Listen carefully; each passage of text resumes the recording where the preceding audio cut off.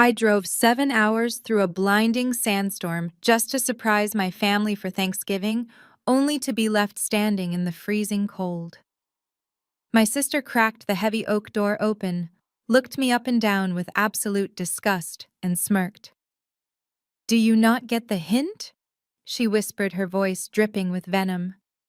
"This year is for family only."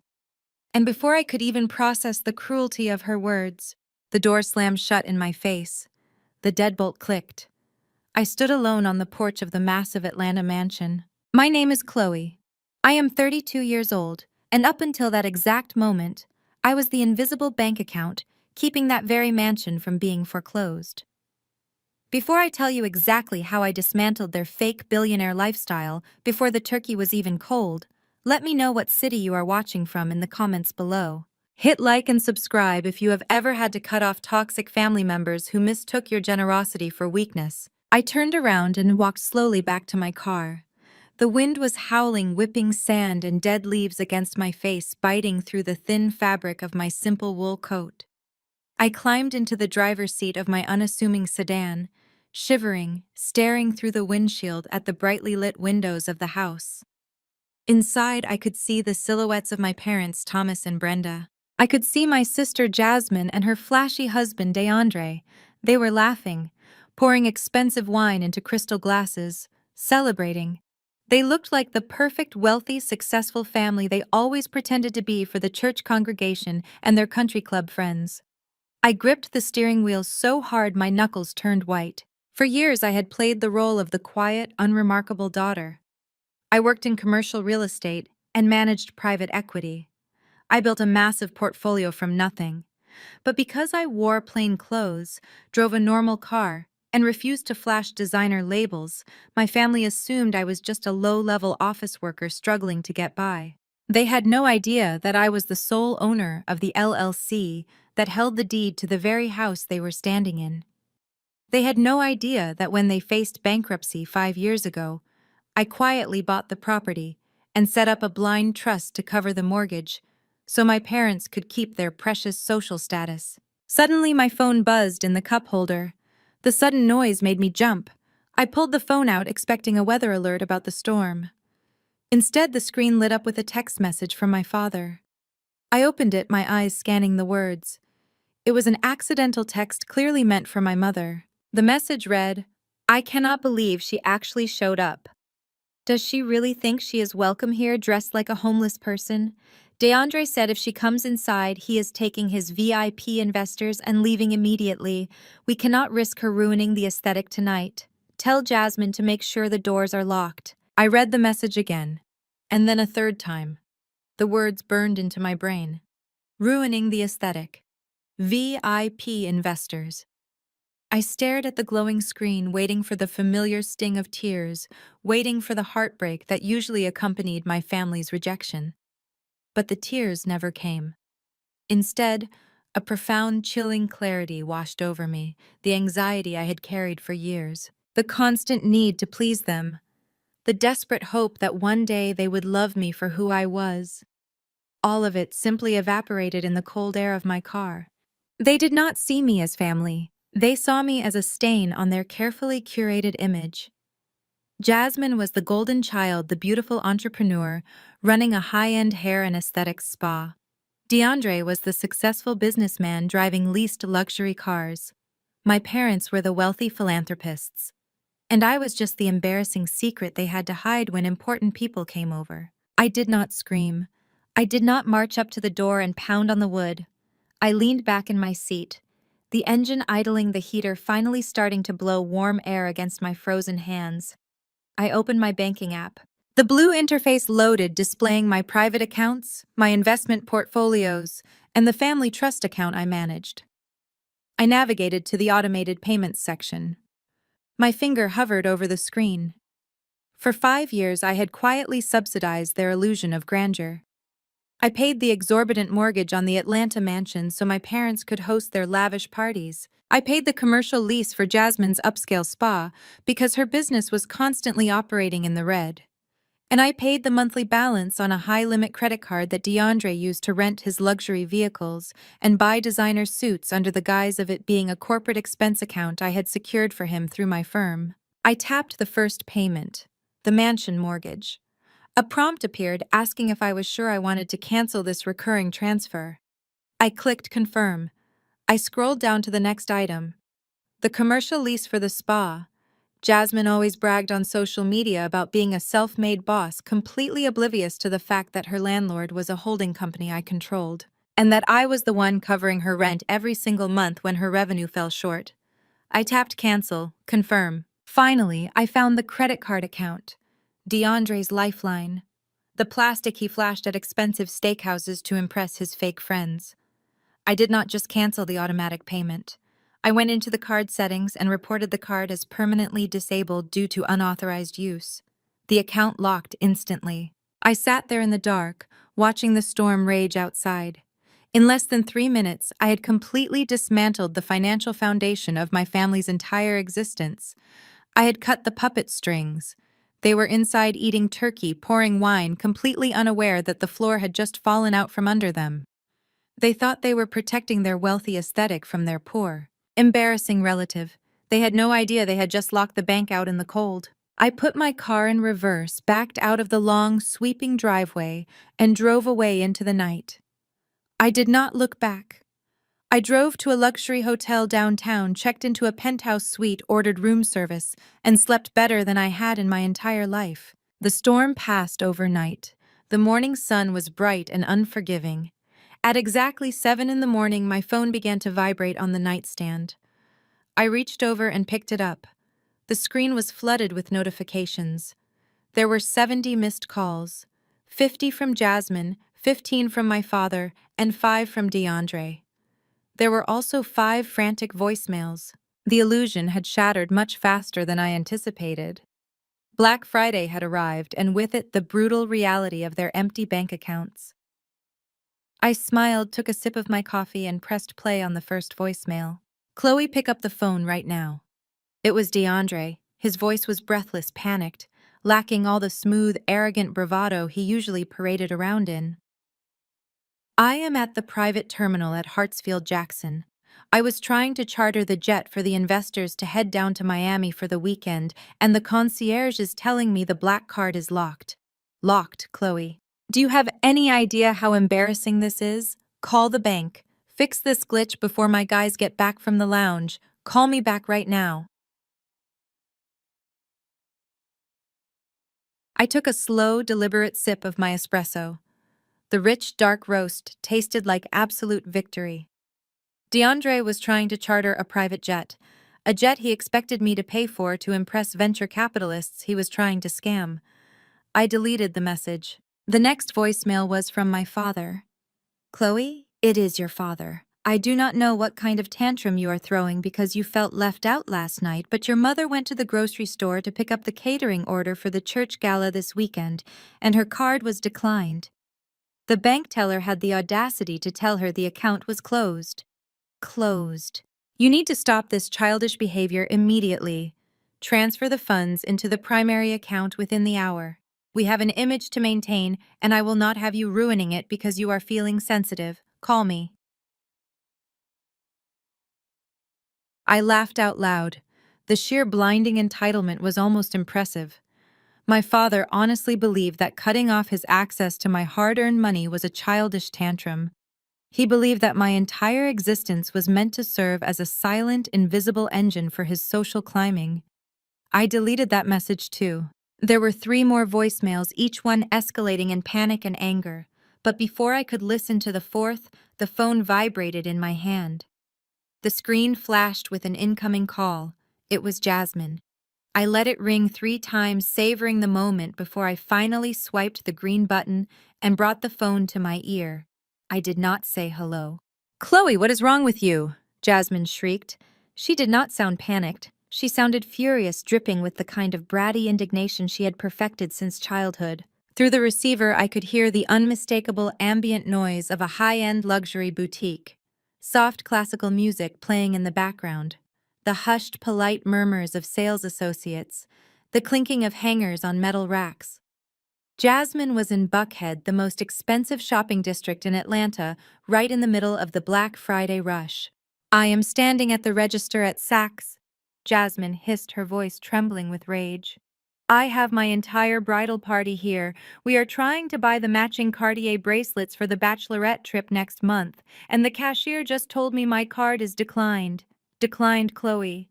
Do you have any idea how humiliating it is to have the machine beep in front of all my friends? What is going on with the trust account? I remained completely silent, letting her frantic energy burn through the line. Are you even listening to me? Jasmine demanded. You obviously forgot to do the monthly transfer. I told you last week that the spa was having a slow month and I needed you to pad the family maintenance account. You know I have the investor dinner with DeAndre tonight. I need this handled right now. Call your wealth manager or whatever you do and push the money through. The cashier is staring at me, and Tiffany is asking if I need to borrow her card. I am literally shaking. I did not forget anything, I said quietly. My voice was calm, steady, and completely devoid of emotion. The contrast against her screeching was stark. Then why is the card declining? She snapped. Just fix it. Text me when the funds clear so I can run this again. The card is declining because the account is closed, Jasmine, I said. And the trust account you keep referring to, the one you think magically replenishes itself every 30 days, does not exist anymore. I liquidated it last night at 11:45. There was a heavy, suffocating silence on the other end of the line. I could almost hear the gears grinding in her head as she tried to comprehend the words I was saying. For her entire life, money was just a concept. It was something that simply appeared whenever she wanted it, provided by a sister she openly despised.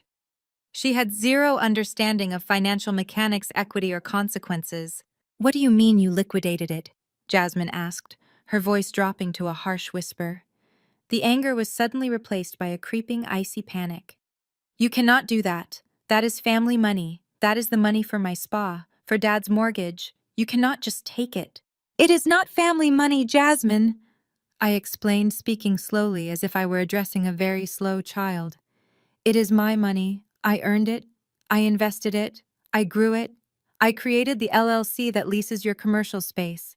I paid the down payment on the house Mom and Dad live in. I funded DeAndre's fake corporate account. Every single dollar you have spent for the last 5 years came directly from my portfolio. There is no family trust. There is only me. I paused, letting the reality sink into her bones. I could hear the faint voice of a sales associate in the background, asking if everything was all right with the payment. You are lying, Jasmine stammered, though the conviction had completely left her voice. You are just doing this to punish us for last night. Look, I am sorry about Thanksgiving, okay? I was stressed. DeAndre had important people coming over, and you always dress so frumpy, and we just needed everything to look perfect. It was nothing personal. Just turn the cards back on Chloe, please. I have thousands of dollars of merchandise sitting on this counter, and everyone is watching me. Si, tati, si. Her apology was worse than the insult. She was not sorry for locking me out in a freezing sandstorm. She was sorry she had been caught at a luxury checkout counter without my wallet to back up her lies. She still thought this was just a temporary disagreement, a sibling rivalry that could be fixed with a fake apology and a fresh wire transfer. It was very personal, Jasmine, I said softly. I stood up from the hotel bed and walked over to the floor-to-ceiling windows looking out over the Atlanta skyline.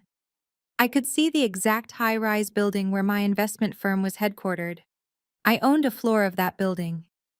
You stood on the porch of a house I pay for, and you looked me in the eyes and you told me I was not family. You told me the house was for family only. Chloe, please, Jasmine begged, her voice cracking. The reality was finally hitting her. She was stranded in Buckhead, surrounded by wealthy friends she had lied to, holding a useless piece of plastic. I am simply respecting your boundaries. I continued, my tone hardening into steel. You wanted a family-only holiday. You got it. But you need to understand how the real world works. You do not get to bite the hand that feeds you and then demand a second course. What am I supposed to tell the cashier? Jasmine sobbed. It was a pathetic sound, the golden child completely stripped of her armor. I do not care what you tell the cashier, I replied, but you should probably figure out how you are going to pay the commercial lease on your spa on Monday, because I canceled that automatic payment too. You canceled my lease, she screamed. The sound tearing through the phone. My business will go under, they will evict me. That sounds like a problem for a self-made boss, I said. I took a deep breath, feeling a weight lift off my chest that I had been carrying for 3 decades. The script had officially flipped. I was no longer the victim of their cruelty. I was the architect of their reality check. I leaned into the phone, making sure my final words were crystal clear. I wanted them to echo in her head every time she looked at her empty bank account. Other people's money cannot buy things for family only, I said. Without waiting for her to respond, without listening to another second of her panicked sobbing, I pulled the phone away from my ear and pressed the red button. I hung up. I left her stranded at the register in Saks Fifth Avenue, surrounded by her fake friends holding a declined card and facing the absolute destruction of her entire fabricated life. I placed the phone gently on the nightstand, walked into the marble bathroom and turned on the shower. The day was just getting started. The hot water cascaded over my shoulders, washing away the lingering chill of the previous night. For the first time in my adult life, I felt completely weightless. The constant gnawing anxiety of keeping my family afloat, of managing their debts, of hiding my own success so they would not feel insecure was gone. I stepped out of the shower and wrapped myself in a thick white robe. My phone was silent now. I had activated the Do Not Disturb feature. Let them panic. Let them scramble. Let them realize that the foundation of their entire existence was built on my silent suffering. I ordered breakfast from room service. A massive plate of eggs, bacon, and fresh fruit. I sat by the window, eating slowly, watching the city wake up below me. Somewhere out there, DeAndre was failing to secure his private jet. My father was failing to pay for his church catering. And Jasmine was desperately trying to explain to her wealthy friends why she suddenly could not afford a bracelet. They had pushed me away for years, thinking I was weak. They mistook my silence for submission. They mistook my financial support for an obligation. They were about to learn that my generosity was a privilege, and they had just permanently lost their access pass. I opened my laptop and pulled up my secure email client. I had a message waiting for me from my wealth manager confirming that all requested accounts had been successfully frozen and liquidated.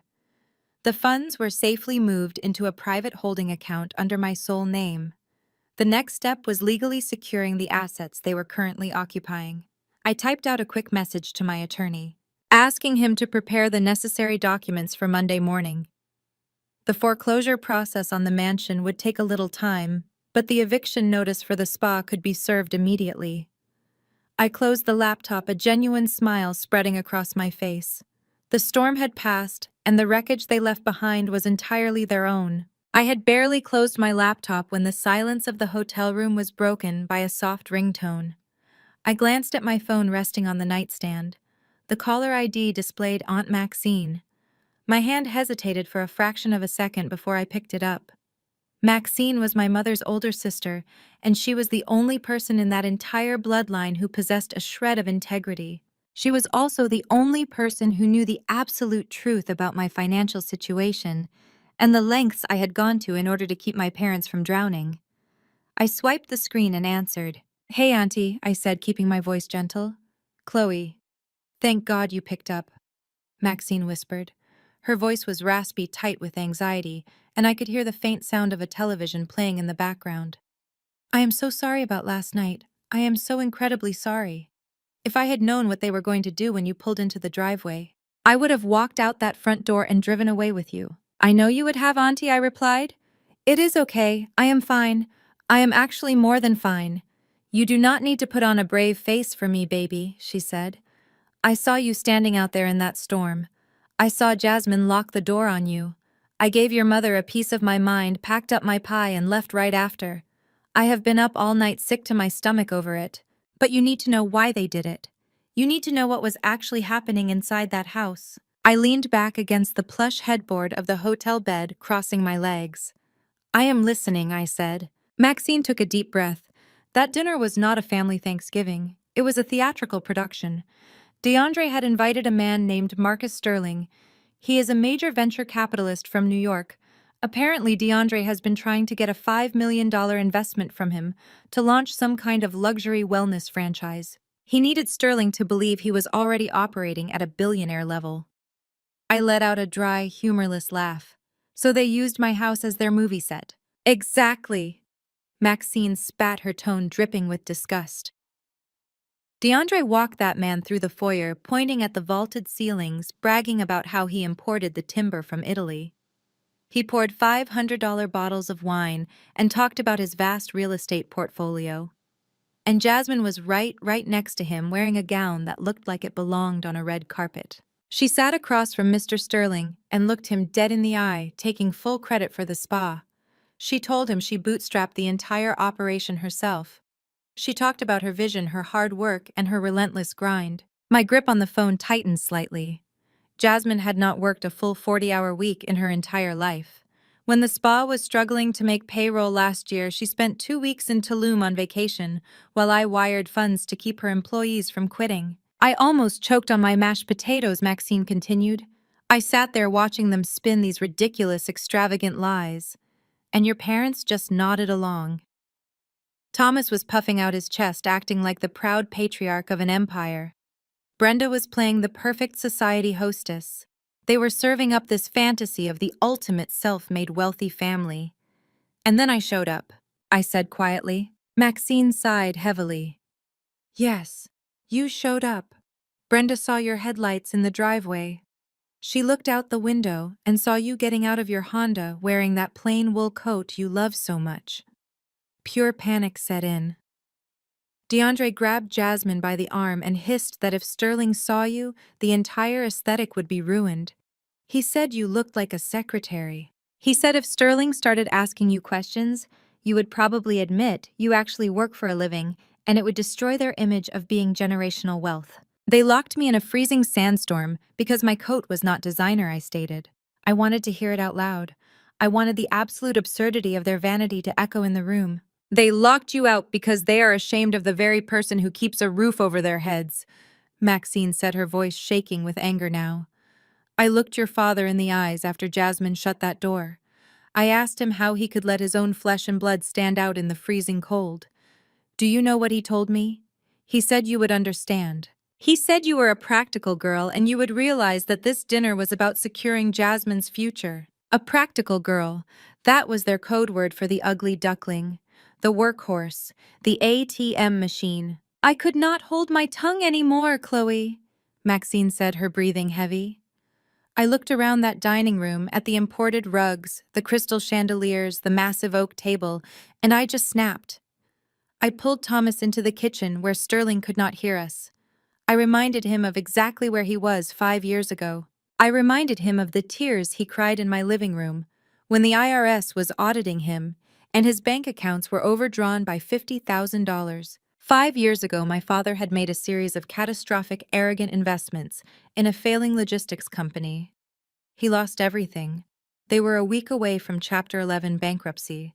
They were going to lose their old house, their cars, and most importantly, to them, their standing at the country club and the mega church. I was just starting to see massive returns on my private equity funds. I stepped in. I bought the new mansion in the Atlanta suburbs in cash through one of my holding companies. I set up a blind trust to handle the property taxes and utilities. I let my father tell his friends that he had simply upgraded his lifestyle. I let him put his name on the mailbox. I saved his life, and I let him keep his pride. He told me to lower my voice, Maxine recounted, sounding utterly exhausted. He actually shushed me. He said the past was the past, and that God had blessed him with a new season of abundance. I told him God did not buy this house, his neglected daughter did. I told him he was a fraud. I grabbed my coat and I walked out the back door. Chloe, you should have let them sink 5 years ago. You should have let them lose it all. They never learned their lesson. They just used your money to build a taller pedestal to look down on you from. They are off the pedestal now, Auntie, I said, my voice smooth and calm. What do you mean, Maxine asked, pausing her tirade. I watched them celebrating through the window last night, I explained. I read a text message Dad sent me by accident, complaining about my lack of style and how I was going to ruin their aesthetic. So I sat in my car, opened my banking app, and I canceled everything. I canceled the automated payment for the mansion. I canceled the commercial lease payment for Jasmine's spa. And I permanently locked DeAndre's black card. The silence on the line was profound. For a long moment, the only sound was the distant hum of the Atlanta traffic outside my hotel window. "You cut them off!" Maxine finally whispered, a tone of absolute awe creeping into her voice. "Completely," I confirmed. "Jasmine just called me screaming from Saks Fifth Avenue because her card was declined at the register in front of her friends. DeAndre left me a voicemail panicking because he cannot charter a private jet for his investor friends. And Dad is furious because the bank rejected his catering order for the church gala. They are currently drowning, and they do not even realize the water is rising." Maxine let out a sudden sharp bark of laughter. It was a joyous, vindicated sound. "Oh my lord," she gasped. "Chloe, they are going to lose their minds. DeAndre is desperate. He told Sterling last night that he would provide full proof of assets by Monday morning to secure the $5 million investment. He needs the deed to the house and the ownership papers for the spa to prove his net worth." I smiled, looking at the city skyline. "DeAndre does not have the deed to the house, and Jasmine does not own the spa. I do." "They are going to come after you, Chloe," Maxine warned, though she still sounded gleeful. "Once they realize they cannot just bully you into turning the money back on, they are going to get vicious. Your mother will play the victim to anyone who will listen, and your father will try to intimidate you.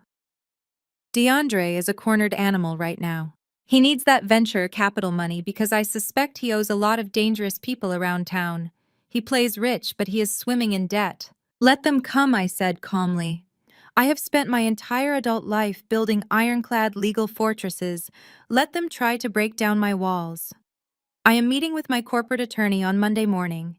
We are filing the foreclosure notice on the mansion, and I am issuing a 3-day pay or quit eviction notice to the spa. Maxine let out a long, slow breath. "I am proud of you, baby. I really am. It breaks my heart that it had to come to this, but you cannot set yourself on fire to keep those people warm anymore. They deserve every single bit of reality that is about to hit them." "Thank you, Auntie," I said. "Just do me a favor. Do not tell them you spoke to me. Let them stay completely in the dark. Let them scramble." "My lips are sealed," Maxine promised. "You stay strong, Chloe. Call me if you need anything at all." I ended the call and tossed the phone onto the bed.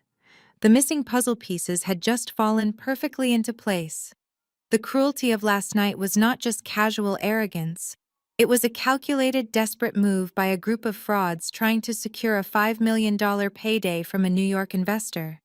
DeAndre had built a house of cards using my actual assets as his fake collateral. He needed to show Mr. Sterling the paperwork by Monday. But by Monday, the only paperwork DeAndre and my family would be receiving were legal notices stripping them of everything they claimed to own. They had locked me out to protect their aesthetic.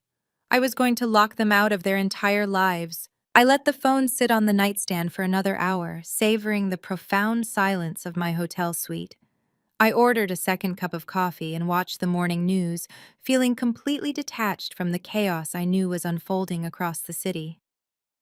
Finally, at exactly 9 in the morning, the screen lit up with a FaceTime audio call. The caller ID showed my father's name. I knew my mother would be hovering right next to him.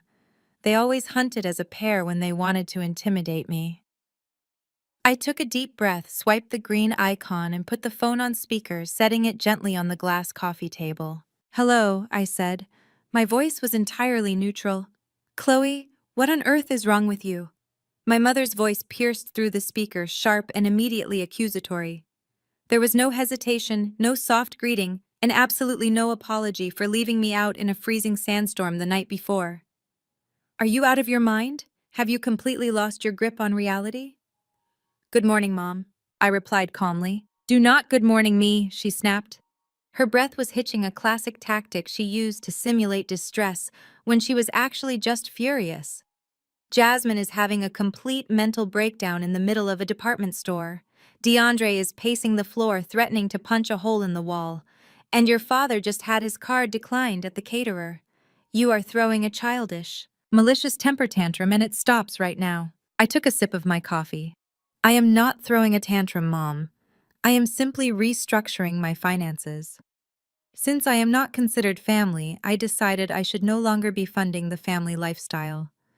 It seemed like a very logical business decision. Oh, listen to you, my mother sneered. Her voice dripped with condescension. You think you are so smart. You think because you manage some little portfolios, you can play God with our lives. Let me tell you exactly what this is, Chloe. This is jealousy. Pure, bitter jealousy. I raised an eyebrow, though they could not see me. Jealousy. Yes, jealousy, she spat. You have always been insanely jealous of your sister. Jasmine has everything you do not. She has a handsome husband, she runs a successful high-end spa.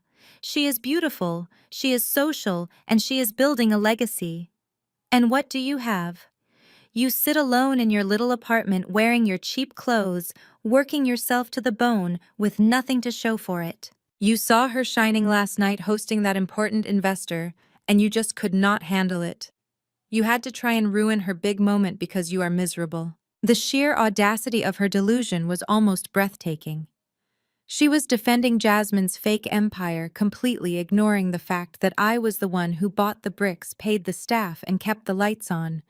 She truly believed the illusion they had created.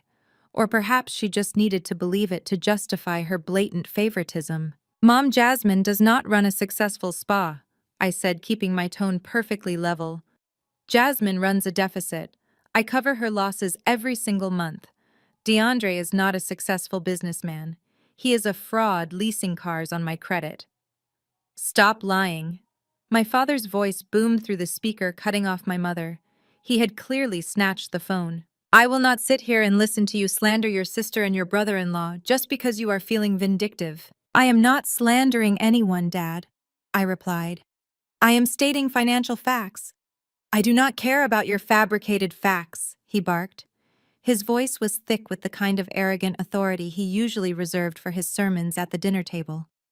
Listen to me very closely, Chloe. I do not have the time or the patience for this foolishness today. We have the annual charity gala at the church this Sunday. Pastor Jenkins has reserved the VIP table for us right at the front. I knew exactly what gala he was talking about. It was the social event of the year for their affluent congregation. It was a place to see and be seen, a place where the wealthiest members of the church flaunted their prosperity under the guise of charitable giving. We have publicly pledged a $10,000 donation to the building fund. My father continued, his tone turning desperate and demanding. We are supposed to present the check on stage. The entire congregation is expecting it. Do you have any idea what it will look like if we do not deliver that check? It will be a humiliation. Our reputation will be completely destroyed. You are going to log into your little banking app or whatever it is you use, and you are going to reactivate my primary card immediately. And then you are going to transfer the $10,000 for the church. I stared at the phone. He was not asking for a favor. He was issuing a command. He truly believed he was entitled to my money to buy his social status. You want me to give you $10,000 so you can pretend to be a philanthropist in front of Pastor Jenkins, I asked, clarifying the absurdity of his demand. It is your duty to honor your father and mother. He quoted, his voice rising in righteous indignation. We gave you life. We raised you. The least you can do is support this family when we need it. You have the money, Chloe. Do not be greedy. Greedy. The word echoed in the quiet hotel room. I had bought them a $2 million home to save them from bankruptcy, and I was the greedy one. I am not turning the cards back on Dad, I said firmly. I am not paying for the church donation. I am not paying the mortgage, and I am not paying Jasmine's rent. The free ride is over. There was a sharp gasp from my mother in the background. My father's breathing became heavy, ragged with rage. You listen to me, you ungrateful little brat, my father growled. He dropped all pretense of being the righteous patriarch. You are going to fix this right now. If you do not turn those accounts back on by noon today, there will be severe consequences. Consequences, I repeated. What kind of consequences? We will cut you off completely. My mother chimed in, her voice shrill and hysterical. You will no longer be welcome in our home. You will not be invited to Christmas. You will not be part of this family. We will disown you, Chloe. Do you understand me? You will have no one. You will be completely alone. They played their final card, the ultimate threat. For years, the fear of being abandoned by them had kept me trapped in a cycle of financial abuse and emotional neglect. They thought the threat of disownment would shatter me. They expected me to start crying, to beg for their forgiveness, to frantically wire the money just to buy back their conditional affection. I let the silence stretch for 5 long seconds. I looked at my reflection in the dark television screen across the room. I did not look like a scared, lonely girl anymore. I looked like a woman who had finally found her absolute power. I accept your terms, I said quietly. The line went dead silent. The heavy breathing stopped. The frantic energy completely vanished. What did you just say? My father asked. His voice was no longer booming. It was small, confused, and suddenly very unsure. I said I accept your terms, I repeated, enunciating every single syllable clearly. You do not have to disown me because I am officially resigning from this family. You made it very clear last night that I was not welcome. Now you are threatening to abandon me if I do not pay you a $10,000 ransom to pretend to love me. That is not a family. That is a hostage situation. And I do not negotiate with terrorists. Chloe, now wait a minute. My father started, his tone suddenly shifting from rage to a panicked backpedaling. Let us not say things we cannot take back. We are just stressed. You know we love you. No, you love my credit limit, I corrected him. I am hanging up now. Do not try to contact me again. I will only be communicating through my attorney from this point forward. Good luck at the church gala. I hope Pastor Jenkins accepts us, Chloe. Do not you dare hang up this phone, my mother shrieked. You turn that money back on. I reached out and tapped the red button, cutting off her hysterical scream mid-sentence. The room plunged back into total blissful silence. I picked up the phone, navigated to their contact profiles, and pressed block on my father's number. Then I pressed block on my mother's number. I went ahead and blocked Jasmine and DeAndre as well. I set the phone down and let out a long, slow exhale. It was done. The umbilical cord of guilt and obligation was completely severed. They had handed me the exact excuse I needed to walk away clean. They tried to use the threat of isolation as a weapon, completely failing to realize that isolation from their toxicity was exactly what I had been craving my entire life. But I knew them too well to think this was over. Narcissists do not just accept defeat quietly when their supply is cut off. They were desperate, and desperate people make sloppy, aggressive mistakes. By blocking their numbers, I had forced them into a corner. They could no longer abuse me in private. They were going to have to take their circus public, and I was more than ready to watch them perform. I poured myself another cup of coffee, feeling a deep, radiating sense of peace. Let them wage their war. My fortress was already built. The rest of my Saturday progressed in absolute, uninterrupted peace. I spent the afternoon sitting at the mahogany desk in my hotel suite, finalizing the legal documents my attorney had messaged over, and drinking sparkling water. I felt entirely detached from the chaos I knew was burning through my family's lives. I had effectively starved the fire of its oxygen by blocking their numbers. But toxic people are incredibly predictable. When they lose direct access to their primary victim, they inevitably seek out a public audience to play the martyr. It started around 4 o'clock in the afternoon. My phone, which had been blissfully silent since the morning, suddenly vibrated. Then it vibrated again. And again. It was not a phone call or a text message. It was a relentless cascade of social media notifications. I unlocked my screen and saw dozens of alerts from Facebook. I rarely use the platform, keeping my profile active mostly to monitor local business groups and the occasional neighborhood update. But today my notification tab was lit up in bright red. I had been tagged in a video. Hundreds of comments were flooding in, along with a tidal wave of direct messages from people I had not spoken to in years. I clicked on the notification that showed I had been tagged in a post in the Greater Zion Fellowship group. This was the private Facebook page for my parents' massive megachurch, a digital congregation of over 4,000 active members. The video loaded on my screen. It was a masterclass in emotional manipulation. My mother, father, and Jasmine were sitting on the expensive velvet sofa in the living room of the mansion I owned. The lighting was deliberately dim, creating a somber, melancholic atmosphere. Jasmine was not wearing her usual heavy makeup or designer clothes. She was dressed in a plain, oversized gray sweater, her hair pulled back into a messy bun, looking intentionally exhausted and fragile. My mother sat next to her, clutching a crumpled tissue, her eyes red and puffy, as if she had been weeping for hours.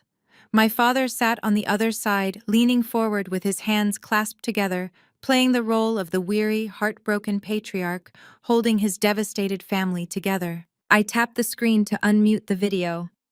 "Church family," my father began, his voice thick with rehearsed sorrow. "We come to you today with incredibly heavy hearts. We have always prided ourselves on being a family that stands together in faith. But right now, we are facing a spiritual attack from within our own home. We need your prayers."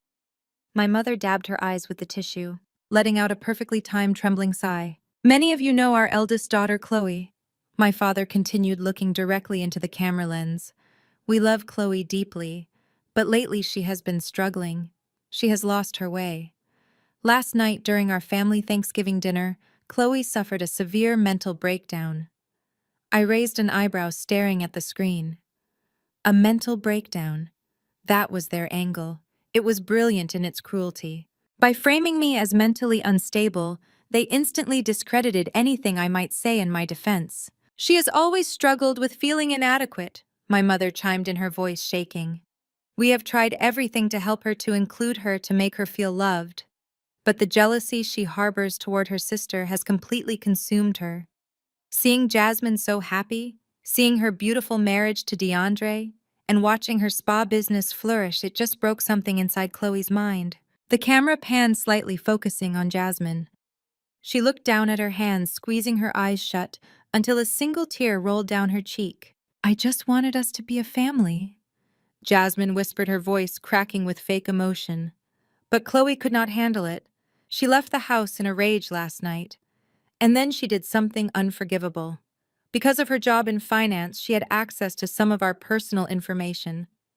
In her manic state, she somehow hacked into DeAndre's corporate accounts. She stole his financial data and managed to freeze his banking access.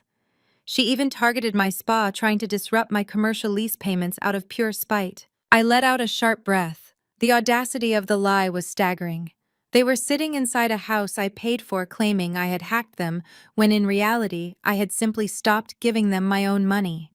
They were weaponizing their own financial illiteracy to paint me as a cybercriminal.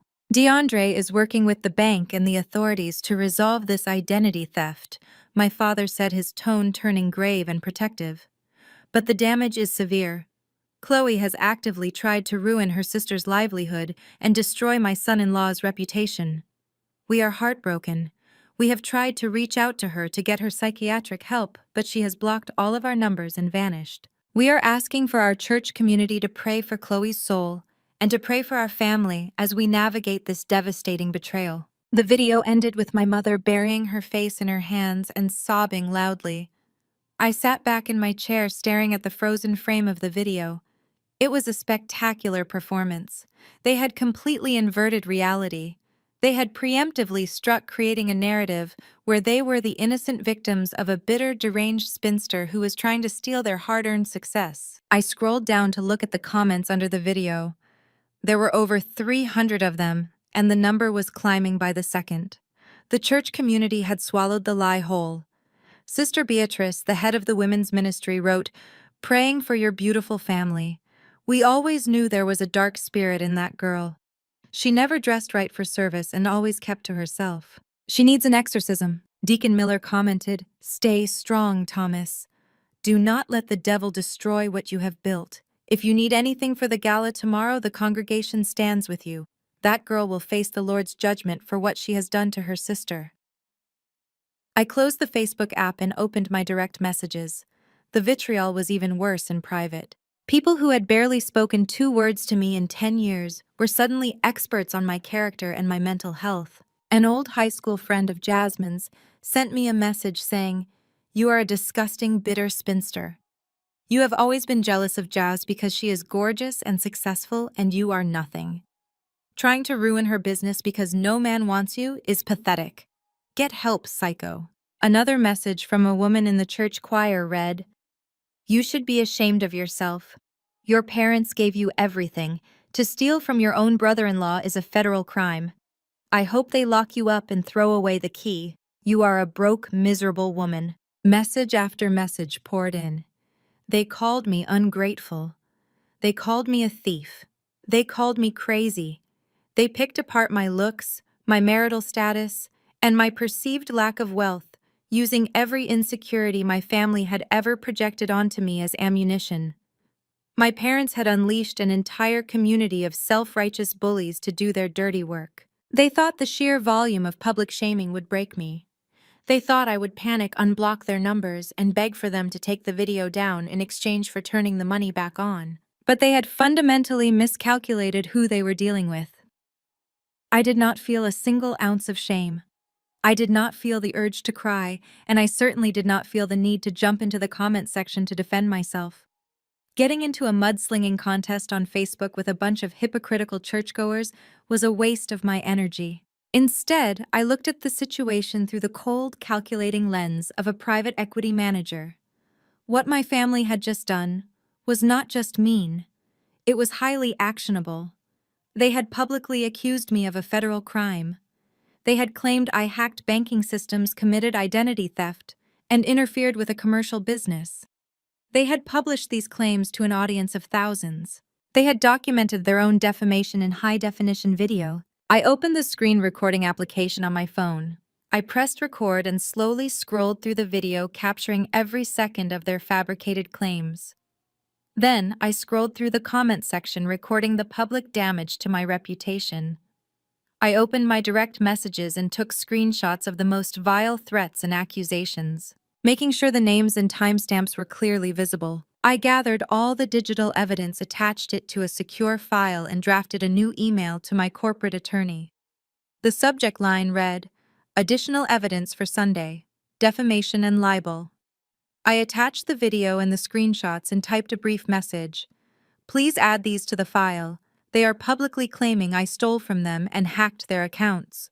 Let us make sure we have the forensic accounting reports completely finalized by tomorrow morning. I want every single dollar traced." I hit send. I set the phone face down on the desk. Let them have their Saturday.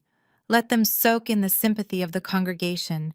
Let Jasmine read the comments praising her bravery. Let my father revel in the supportive messages from the deacons. They were digging their own grave in the public eye, shoveling the dirt as fast as they could, completely unaware that I was standing right behind them with the headstone. They wanted a public spectacle. They wanted the entire church community to be involved in our family business. I smiled, looking out the hotel window at the darkening Atlanta sky. If they wanted the congregation involved, I was more than happy to oblige. Tomorrow was Sunday, and church was going to be an absolute revelation. My phone chimed, pulling my attention away from the darkening skyline. It was an incoming email to my secure corporate address. The subject line was written entirely in capital letters, accompanied by a high-importance flag. Urgent legal communication regarding tortious interference. I sat back down at the mahogany desk and opened the message. There was a PDF attachment titled "Cease and Desist." I clicked it, allowing the document to load on my screen. I expected to see the letterhead of a serious, high-powered Atlanta law firm. Instead, the logo at the top belonged to Leonard Higgins, attorney at law. I did a quick background search on the name. Leonard Higgins was a personal injury lawyer whose office was located in a strip mall right next to a discount laundromat and a vape shop. DeAndre was officially panicking. He could not afford a real corporate litigator, so he had scraped the bottom of the barrel, hoping a cheap legal threat would scare me into submission. I began to read the letter. It was a masterpiece of legal incompetence. Mr. Higgins, clearly operating on whatever frantic lies DeAndre had fed him, accused me of unauthorized access to corporate accounts, malicious destruction of property, and tortious interference with prospective economic advantage. The letter demanded that I immediately restore all funding, reactivate all credit lines, and transfer a sum of $500,000 in compensatory damages within 24 hours. If I failed to comply, Mr. Higgins threatened to file an emergency injunction and pursue maximum criminal penalties for corporate espionage. I actually laughed out loud in the empty hotel room. The letter was completely toothless. You cannot claim tortious interference when the person you are suing is the sole legal owner of the assets in question. I could not illegally access DeAndre's credit accounts because those accounts were entirely in my name, backed by my personal equity with DeAndre listed only as an authorized user. I had every legal right to terminate his access at any given second. The threat of an emergency injunction was just legal jargon designed to sound terrifying to an uneducated civilian. But behind the ridiculous posturing, the letter revealed something incredibly important. It revealed the sheer scale of DeAndre's desperation. He was asking for $500,000. He did not just need his credit cards turned back on to buy groceries. He needed a massive injection of liquid cash, and he needed it immediately. I closed the PDF and leaned back in my chair. Why was DeAndre suddenly bleeding cash? Aunt Maxine had told me he needed to show the venture capitalist, Mr. Sterling, his property deeds and proof of assets by Monday morning. But Sterling was the one supposed to be investing $5 million into DeAndre. DeAndre should not need $500,000 in cash just to secure a meeting, unless, of course. The illusion was much more expensive to maintain than I realized. My train of thought was interrupted by a second notification on my laptop. This one was not an email. It was a high-priority alert from a commercial property monitoring service I retained for all my real estate holdings. Whenever a title change, a lien, or a hard credit check was initiated against any of my properties, the service immediately flagged it and sent an alert to my private server. The alert was flashing red. Property address flagged. A new filing had just been initiated with the county clerk office regarding the commercial building that housed Jasmine's spa. My heart rate remained perfectly steady, but my eyes narrowed. I clicked on the alert and logged directly into the county clerk portal using my secure credentials. I pulled up the most recent filings for the spa's address. What I saw made my blood run absolutely cold, not out of fear, but out of sheer disbelief at DeAndre's staggering stupidity. DeAndre had just submitted paperwork for a hard money bridge loan. For those who do not operate in the financial sector, a hard money loan is a short-term, incredibly high-interest loan, usually issued by private predatory lenders. They do not care about your credit score.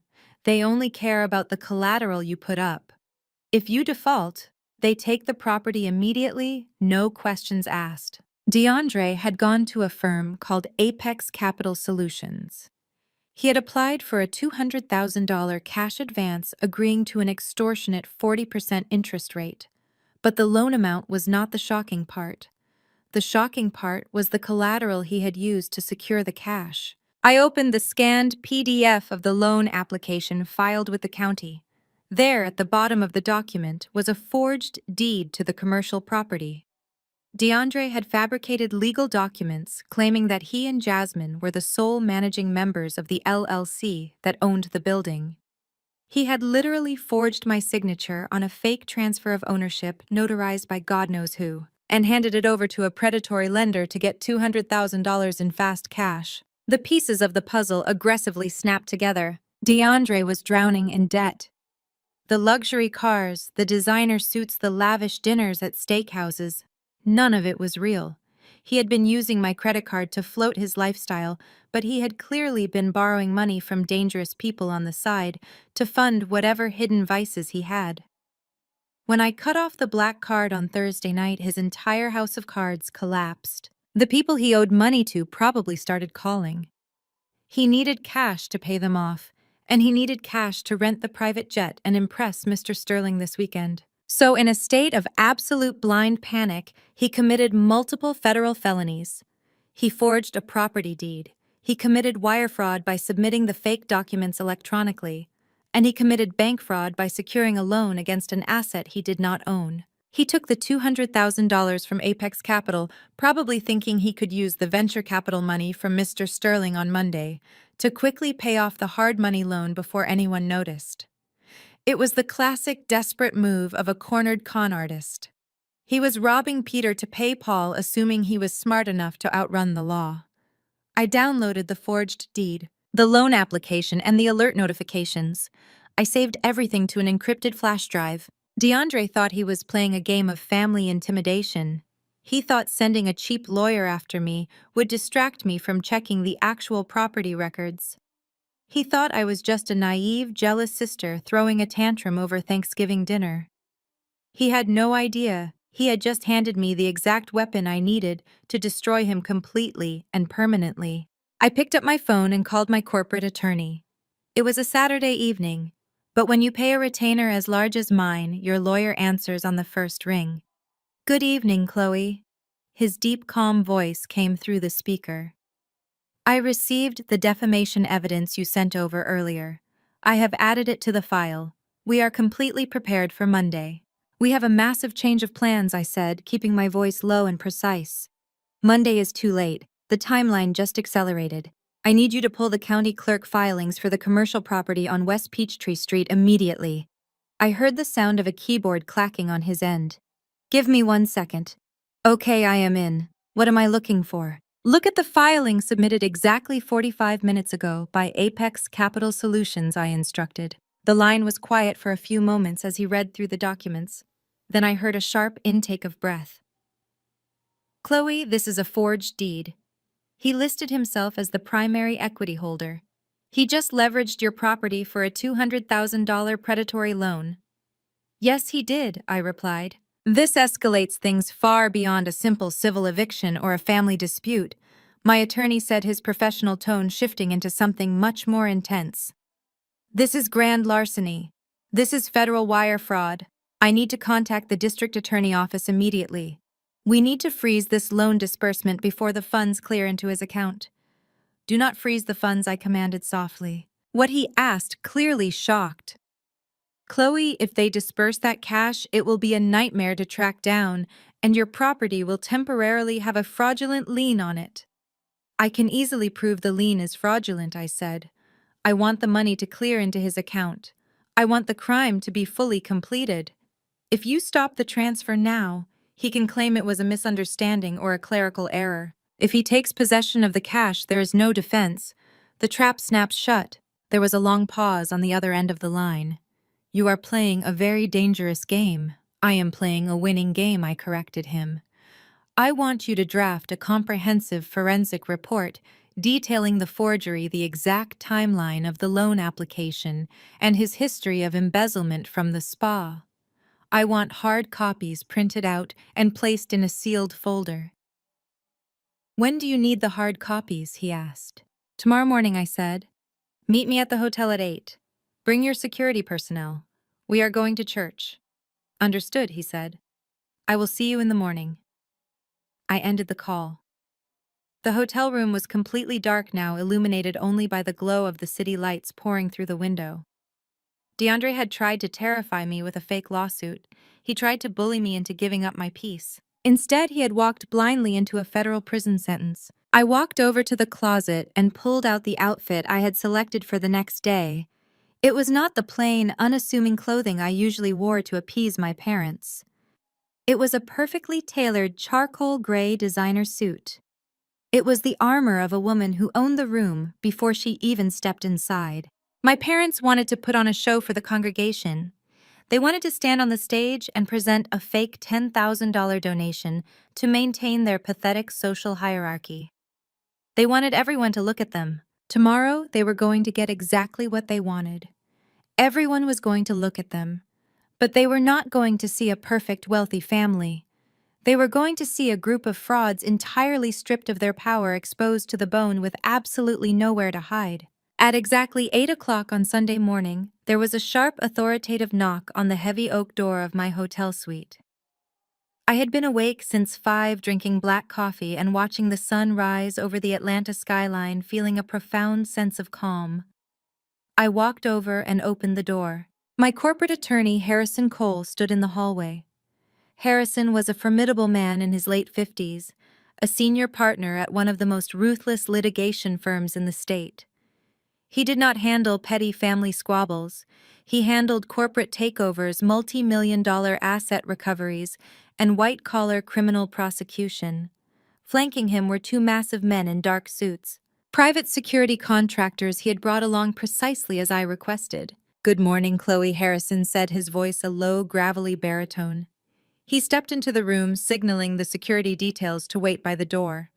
He placed a thick black leather briefcase on the glass dining table.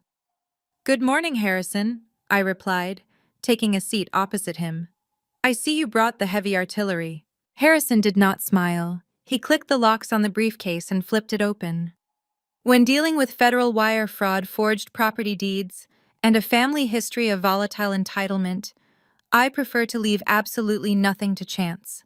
I have everything you requested finalized, certified, and ready for immediate deployment. He pulled out 3 distinct, heavily labeled manila folders and laid them flat on the glass surface.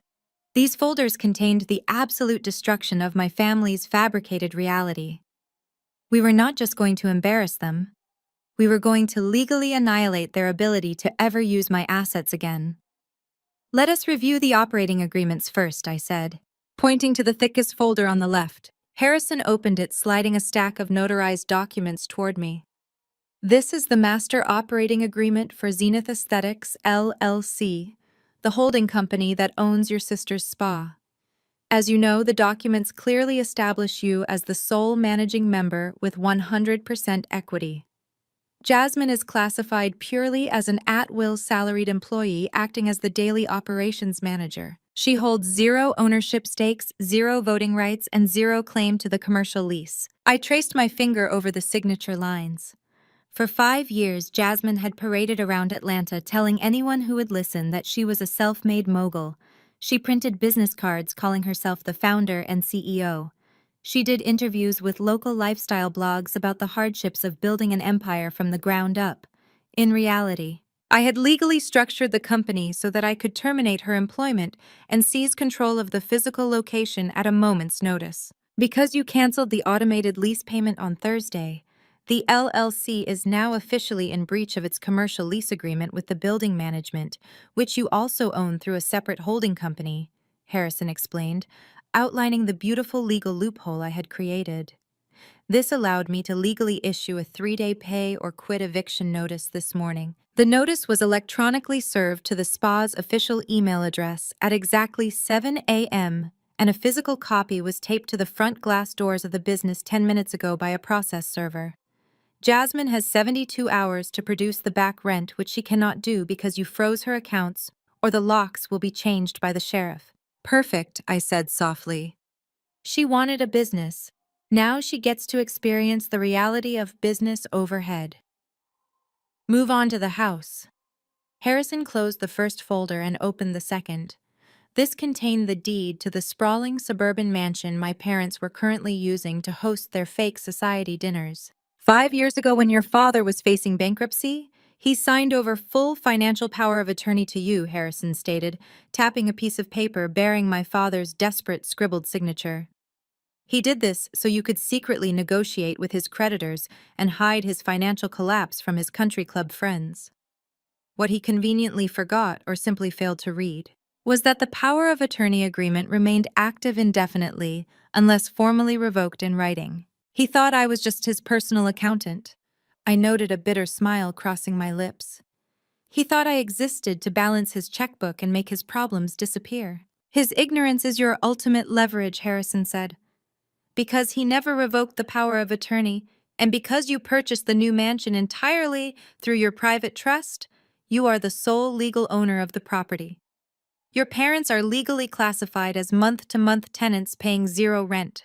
However, you structured the deed to require a monthly maintenance fee to be paid from their personal accounts into the trust, a fee you have been secretly funding yourself. By cutting off their automated payments on Thursday, I forced them into default," I finished the thought. "Precisely," Harrison confirmed. "They missed the payment. Since they have no actual equity in the home, the trust has officially initiated foreclosure proceedings. The notice of default was filed electronically with the county clerk an hour ago. The public record now reflects that Thomas and Brenda are in default and facing imminent eviction from the property. Their wealthy facade is legally dead. I felt a cold wave of satisfaction wash over me. My parents had spent my entire life making me feel like I was taking up too much space in their perfect world. Now I was legally removing their space entirely. "Now for the main event," Harrison said, his tone shifting into something significantly darker.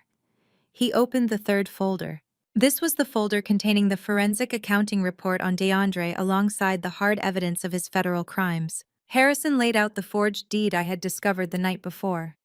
"This is the fraudulent collateral DeAndre submitted to Apex Capital Solutions to secure his $200,000 hard money loan. I had my team run a deep background check on Apex Capital this morning. They are not a traditional lender. They are a shadow banking firm known for aggressive, often violent asset recovery. They do not send polite letters when you default. They send men with crowbars to seize the property. DeAndre borrowed money from sharks, I observed looking at the forged signature on the document. He used my property as bait. And the trap has officially snapped shut," Harrison replied grimly. "I verified the wire transfer an hour ago. Apex Capital disbursed the $200,000 directly into DeAndre's private offshore account. The crime is fully complete. He has committed grand larceny, wire fraud, and forgery. If he had not received the money, his cheap lawyer might have been able to argue it was a clerical error. But because he took possession of the cash, he is facing a mandatory minimum federal prison sentence." Harrison then pulled out a spreadsheet covered in highlighted red lines. "And that is not all. My forensic accountants worked through the night analyzing the payroll accounts for Zenith Aesthetics. DeAndre has been treating your sister's spa as his personal piggy bank over the last 14 months. He has systematically embezzled over $120,000 from the corporate operating fund. He routed the money through a series of fake vendor invoices for spa equipment that was never delivered." "Where did the money go?" I asked, my eyes scanning the endless rows of fraudulent transactions. Harrison flipped to the last page, which contained a series of leasing agreements and bank statements. He used the embezzled funds to lease a luxury penthouse apartment in Midtown Atlanta under a shell company. He also purchased a brand new Mercedes-Benz GLE, registered in the name of a 24-year-old cocktail waitress named Kiara. I stared at the documents in absolute silence. DeAndre was not just a financial parasite. He was actively cheating on my sister, funding his secret double life with the money I was pumping into her business to keep it afloat. Jasmine had spent Thanksgiving dinner looking down on me, bragging to a venture capitalist about her perfect marriage and her successful empire, completely oblivious to the fact that her husband was stealing her payroll to fund a mistress. "Does Mr. Sterling, the venture capitalist, know about any of this yet?" I asked carefully, gathering the papers and placing them back into the folders. "I spoke with Mr. Sterling's legal counsel at 6 o'clock this morning." Harrison confirmed, a sharp, predatory smile finally breaking across his face. "I informed them that the assets DeAndre was claiming as collateral were entirely fabricated. I also sent them a redacted copy of the forged deed to prove DeAndre was currently engaging in active federal fraud." Mr. Sterling was livid. "He despises being played for a fool. He will be terminating all negotiations with DeAndre immediately." I stood up from the table, feeling the heavy, undeniable weight of total victory. The ticking time bomb was set. The eviction notice was on the spa door. The foreclosure was on the public record. The evidence of embezzlement and federal fraud was printed, sealed, and ready to be exposed. My family had spent 32 years treating me like a stepping stone. They thought they could step on me forever without consequence. But they failed to realize that when you step on a stone long enough, it eventually turns into a boulder that crushes you. "Pack it up, Harrison," I said, smoothing down the front of my tailored gray suit. "The service starts at 10. I want to arrive right as Pastor Jenkins calls my father up to the stage for the charity donation." Harrison nodded, placing the folders back into the briefcase and snapping the locks shut. The two security contractors stepped away from the door, standing at attention. Are you ready for this? Chloe Harrison asked, his voice softening just a fraction. Once we walk into that church and present this evidence, there is no going back. The community will see everything. The family dynamic will be permanently destroyed. The family dynamic was destroyed the moment they locked me out in a sandstorm to protect their aesthetic, I replied coldly. I am just delivering the obituary. Let us go to church. I picked up my leather handbag and walked past Harrison, my heels clicking sharply against the hardwood floor of the hotel suite. The two security guards opened the door for me, their massive frames creating an impenetrable wall between me and anyone who might try to intervene today. We walked down the silent carpeted hallway toward the elevators. With every step I took, the remnants of the scared, invisible girl I used to be were left further and further behind. By the time the elevator doors opened to the lobby, I was no longer Chloe the outcast. I was the landlord, the creditor, and the executioner, and I was on my way to collect exactly what I was owed. The drive from the hotel to Greater Zion Fellowship took exactly 20 minutes. I sat in the back of the blacked-out SUV Harrison had arranged, watching the Sunday morning traffic glide by.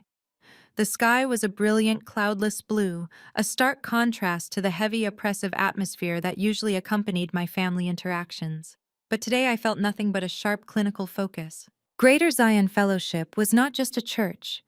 It was a massive, sprawling complex of wealth and social signaling. The parking lot was filled with luxury vehicles, a sea of Mercedes, BMWs, and Range Rovers reflecting the morning sun. As my driver pulled up to the main entrance, I could see the congregants flowing up the grand stone steps dressed in their Sunday best. This was a place where faith was measured by the size of your hat and the label on your suit. Harrison stepped out first, adjusting his suit jacket. The two security contractors exited the front doors immediately, taking up positions on either side of me as I stepped onto the pavement. My charcoal gray suit fit flawlessly. I wore minimal jewelry, just a simple pair of diamond studs and my watch. It was the epitome of quiet luxury, a sharp departure from the loud, branded aesthetic my family desperately clung to. We walked up the steps, bypassing the greeting lines, and pushed through the heavy wooden double doors into the main foyer. The sanctuary was immense, capable of holding thousands of people. The choir was already on stage, their voices echoing off the vaulted ceilings, accompanied by a full live band. Giant high-definition screens flanked the pulpit, currently displaying the logo for the annual charity building fund. I paused at the back of the center aisle, letting my eyes adjust to the bright theatrical lighting. It only took me a few seconds to locate them. My family was seated in the VIP section, the velvet-roped pews directly in front of the stage reserved for the highest donors and the most prominent members of the church hierarchy. My father was wearing a tailored three-piece suit, sitting tall and proud, a look of absolute sanctimonious grace plastered on his face. Resting against the pew next to him was a massive, oversized novelty check made of thick foam board. The amount written in bold black marker was $10,000. My mother sat next to him wearing an extravagant wide-brimmed hat and a royal blue dress. She was nodding along to the music, her hands raised in performative worship. Jasmine was beside her, dressed in a stunning emerald green gown that looked entirely out of place for a Sunday morning service, but perfectly suited for a red carpet. And then there was DeAndre. He was wearing a sharp burgundy blazer, but even from the back of the sanctuary, I could see the tension in his shoulders. He was fidgeting constantly, checking his phone, completely unaware that his offshore bank account had just received a loan that was going to send him to federal prison. They looked like the perfect portrait of blessed prosperity. The entire congregation was looking at them with admiration and respect. They had successfully sold the lie. "Let us go," I said quietly to Harrison. We began our walk down the center aisle. At first, only the people in the back rows noticed us. But as we moved further down the aisle, the shift in the atmosphere became palpable. It started as a low murmur, a rustle of silk, and turning heads. The Facebook video my parents posted the day before had done its job. Nearly everyone in this room had seen it. They had read the comments. They had spent their Saturday gossiping about my supposed mental breakdown, my jealousy, and my criminal hacking. They expected to see a broken, hysterical woman dragging herself into the church to beg for forgiveness. They expected the villain of their weekend drama. Instead, they saw me, walking with the perfectly measured stride of an executive, flanked by a high-powered corporate litigator, and two massive men with earpieces who looked like they belonged to a Secret Service detail. The murmurs turned into loud, confused whispers. People physically leaned out of their pews to stare. The illusion my parents had so carefully crafted was instantly disrupted by my sheer, undeniable presence. We were about halfway down the aisle when my mother finally turned around. I watched the exact moment her brain registered what she was seeing. The performative worship instantly dropped from her face. Her eyes widened in absolute unfiltered panic. She grabbed my father's arm, her perfectly manicured nails digging into his suit sleeve. My father turned and the color completely drained from his face. Jasmine and DeAndre followed their gaze for a split second. The four of them looked like deer caught in the headlights of a freight train. But narcissists possess a terrifying ability to adapt to an audience. They realized the entire congregation was watching this interaction. They could not look terrified. They could not look angry. They had to play the roles they had established in their tearful Facebook video. They had to be the loving, heartbroken, forgiving Christian family. My mother elbowed Jasmine sharply in the ribs. Instantly, Jasmine's face morphed into an expression of profound sorrow. She stood up, smoothing down her emerald gown, and rushed out of the VIP pew, stepping directly into the center aisle to block my path. My mother was right behind her, a fresh tissue suddenly appearing in her hand. Chloe Jasmine cried out, her voice pitched loud enough for the surrounding rows to hear. "Oh my God, you came! You actually came!" She lunged forward, throwing her arms around my neck in a dramatic sweeping hug. My mother arrived a second later, wrapping her arms around both of us, creating a tight, suffocating circle of fake family affection. The congregation let out a collective sigh of approval. It looked like a beautiful, redemptive moment of reconciliation. But inside that tight embrace, where the microphones and the congregation could not hear, the reality was entirely different. Jasmine's hands gripped my shoulders like vice grips. Her face was pressed against my ear, her breath hot and frantic. "What the hell are you doing here?" she hissed, her voice a venomous whisper. "Who are these men? You need to leave right now before you ruin everything." My mother squeezed my waist, her voice equally vicious as she leaned into my other ear. "Turn the cards back on Chloe," she whispered rapidly. "Turn the money on right now and walk out those doors. If you leave quietly, we will tell Pastor Jenkins you are getting psychiatric help. We will forgive you. Do not embarrass us in front of these people." They were still trying to negotiate. They were still trying to use shame and social pressure to bend me to their will. They honestly thought they still had leverage. They thought the threat of public embarrassment would force me to retreat. I did not hug them back. I kept my arms perfectly straight at my sides, my posture rigid and unyielding. I waited for them to finish their frantic, whispered threats. "I am not here to be forgiven." "Mom," I whispered back, my voice completely devoid of warmth. "I am here to collect." I gave a slight, almost imperceptible nod to the security guard on my left. The contractor stepped forward. He did not shove them, but he used his massive frame to step smoothly between my mother Jasmine and myself. He placed a firm, immovable hand on Jasmine's arm and gently peeled her off me. The other guard did the same to my mother, establishing a solid physical barrier of 3 feet between us. "Ma'am, please step back," the guard said to Jasmine, his voice polite but carrying an undertone of absolute authority that brooked no argument. Jasmine stumbled back a step, looking completely bewildered. Her fake tears vanished, replaced by genuine shock. Nobody had ever physically denied her what she wanted. My mother gasped, clutching her chest, trying to play up the victim angle for the audience, but the confusion was evident in her eyes. I smoothed the lapels of my gray suit, completely unbothered by their theatrical display. "What is going on here?" my father demanded, stepping out of the pew and walking toward us. He tried to puff out his chest, attempting to assert his patriarchal dominance over the situation. "Chloe, call off these goons immediately. This is the house of the Lord." "These men are not goons, Dad," I said, raising my voice just enough so the surrounding rows could hear me clearly. "They are my legal security detail.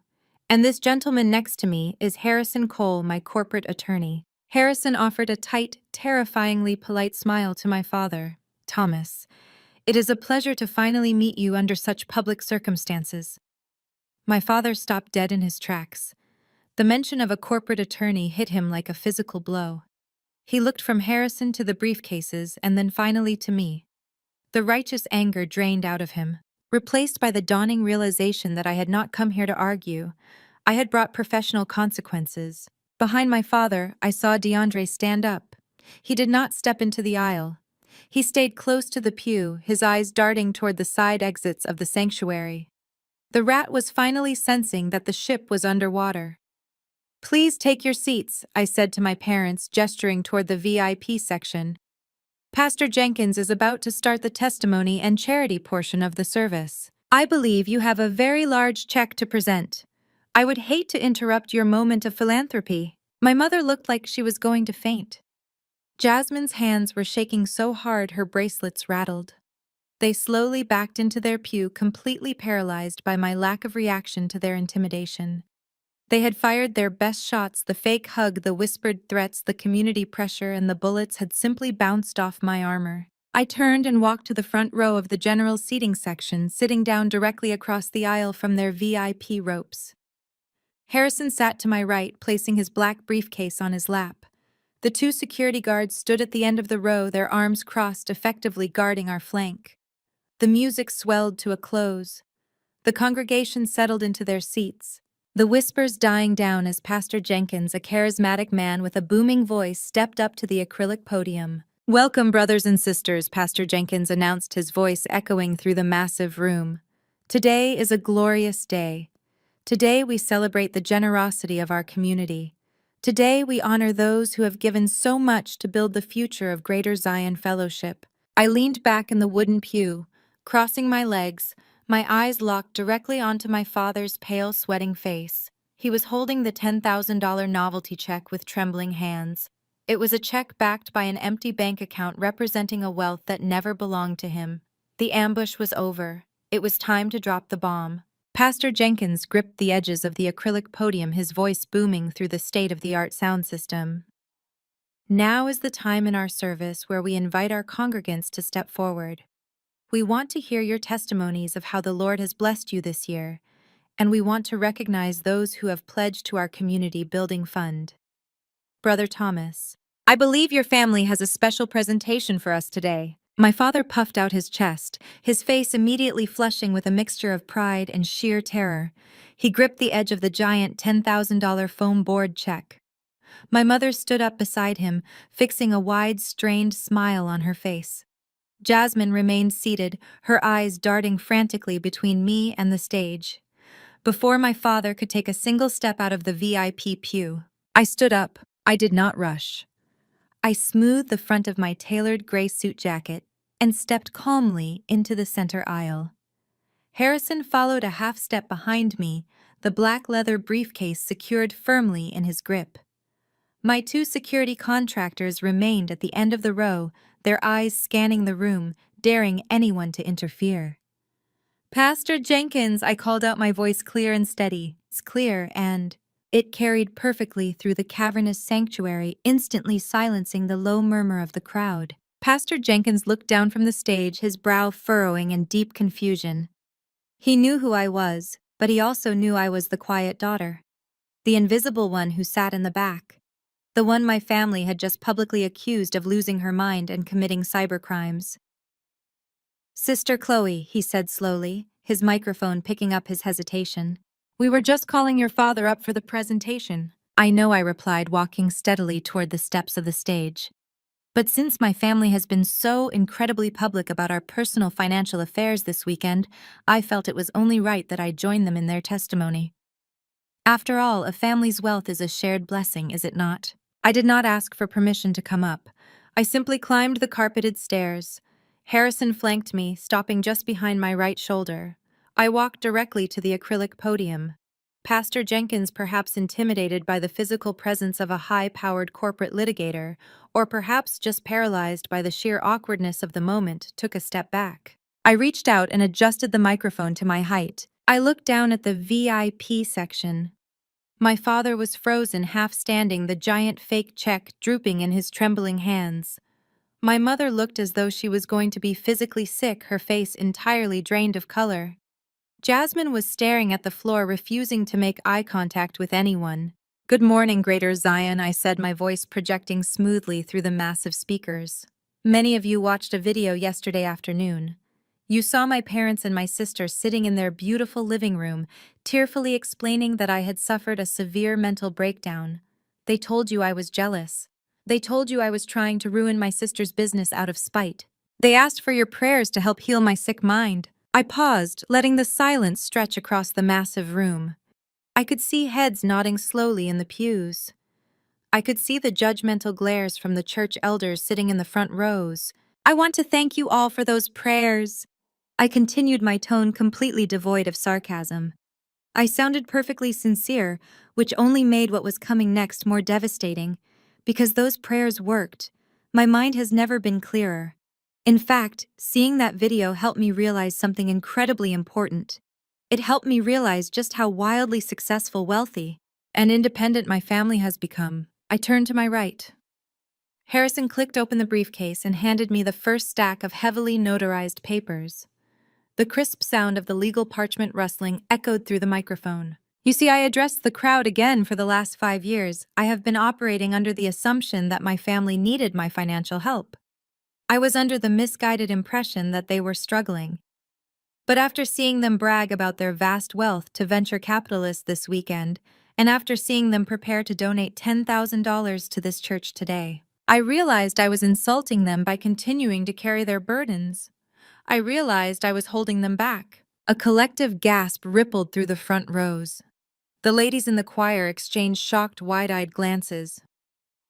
"Chloe, stop this right now," my father hissed from the floor, his voice cracking with absolute panic. He dropped the foam check. It hit the carpeted floor with a dull, hollow thud. I ignored him completely. I turned to Pastor Jenkins and handed him the thick stack of papers. "Pastor, you are a man of the truth. I would like you to verify what you are looking at for the congregation." Pastor Jenkins hesitantly took the documents. He pulled his reading glasses out of his pocket and slid them onto his face. His eyes darted across the bold legal print. "That is the deed to the mansion my parents currently reside in," I explained, looking out over the sea of faces. 5 years ago, my father made some terrible investments. He was days away from total Chapter 11 bankruptcy. To save them the embarrassment of losing their social status in this very church, I purchased their current home in cash through my private commercial trust. I have been paying the property taxes, the utilities, and the maintenance fees ever since. My parents do not own that house. They are my tenants, and they pay 0 rent. The sanctuary erupted. It was not a murmur this time. It was an uproar. People were literally gasping, covering their mouths, whispering furiously to their neighbors, and pointing directly at my father. The great wealthy patriarch of Greater Zion Fellowship was suddenly exposed as a charity case living in his daughter's basement. Since my father is now wealthy enough to donate $10,000 to the building fund, I realized he no longer needs my charity, I said, raising my voice to cut through the escalating noise. So on Thursday night, I stopped paying. And because they missed the payment, that document the pastor is holding includes the official notice of default. The mansion is currently in active foreclosure. They will be evicted within the month. My mother let out a loud theatrical wail, burying her face in her hands. But nobody rushed to comfort her. There were no sympathetic pats on the back. The congregation was too busy staring in absolute shock at the shattered illusion. Lies. Jasmine screamed, suddenly jumping up from her seat. She pointed a manicured finger at me, her face contorted in a desperate, ugly panic. "She is lying to you all. She hacked us. She is trying to steal my spa. Do not listen to her." I looked down at my sister, the golden child, the fake CEO who had locked me in a sandstorm. I held out my hand. Harrison placed the second manila folder directly into my palm. I pulled out the LLC Master Operating Agreement and held it up high for the entire room to see. "My sister Jasmine claims to be a self-made boss," I said, my voice dripping with cold, clinical precision. "She claims she built Zenith Aesthetics from the ground up. She told a major venture capitalist at Thanksgiving dinner that she bootstraps her own empire. Pastor, please look at the second page of that document. I handed the folder to the pastor. His eyes scanned the text, his mouth falling slightly open in disbelief. Who is listed as the sole managing member and 100% equity owner of Zenith Aesthetics? I asked him directly into the microphone. Pastor Jenkins cleared his throat, looking incredibly uncomfortable as he realized he was reading the absolute destruction of a prominent family. It says here, the sole legal owner is Chloe. That is correct, I said, turning back to the crowd. I bought the equipment. I pay the payroll out of my own pocket. I am the landlord who holds the commercial lease on the building. Jasmine is merely an at-will employee with zero equity. But since she is doing so incredibly well, and since she no longer wants me in her family, I decided to officially cut the corporate ties. I canceled her commercial lease payments on Thursday. Yesterday morning, a 3-day pay or quit eviction notice was taped to the front glass doors of her spa. If she does not have the back rent by tomorrow, the sheriff will be changing the locks. Jasmine's legs completely gave out. She literally collapsed back into the wooden pew, her expensive emerald gown bunching up around her. The reality of the eviction notice, something she had clearly tried to ignore or deny over the weekend, was now public record in front of the very people she had bragged to for years. The facade was completely gone. The perfect, wealthy, blessed family was stripped naked in front of 4,000 people. There was no hacking. There was no mental breakdown. There was only a tired, emotionally abused daughter who had finally decided to close her bank account and walk away. I looked at the congregation. The judgmental glares were gone, replaced by expressions of stunned awe and deep embarrassment. They had participated in the smear campaign. They had sent me horrible, vicious messages based on a fabricated narrative. Now they were staring at the undeniable, legally certified truth. I leaned into the microphone one last time. I told you I was not going to ruin your aesthetic.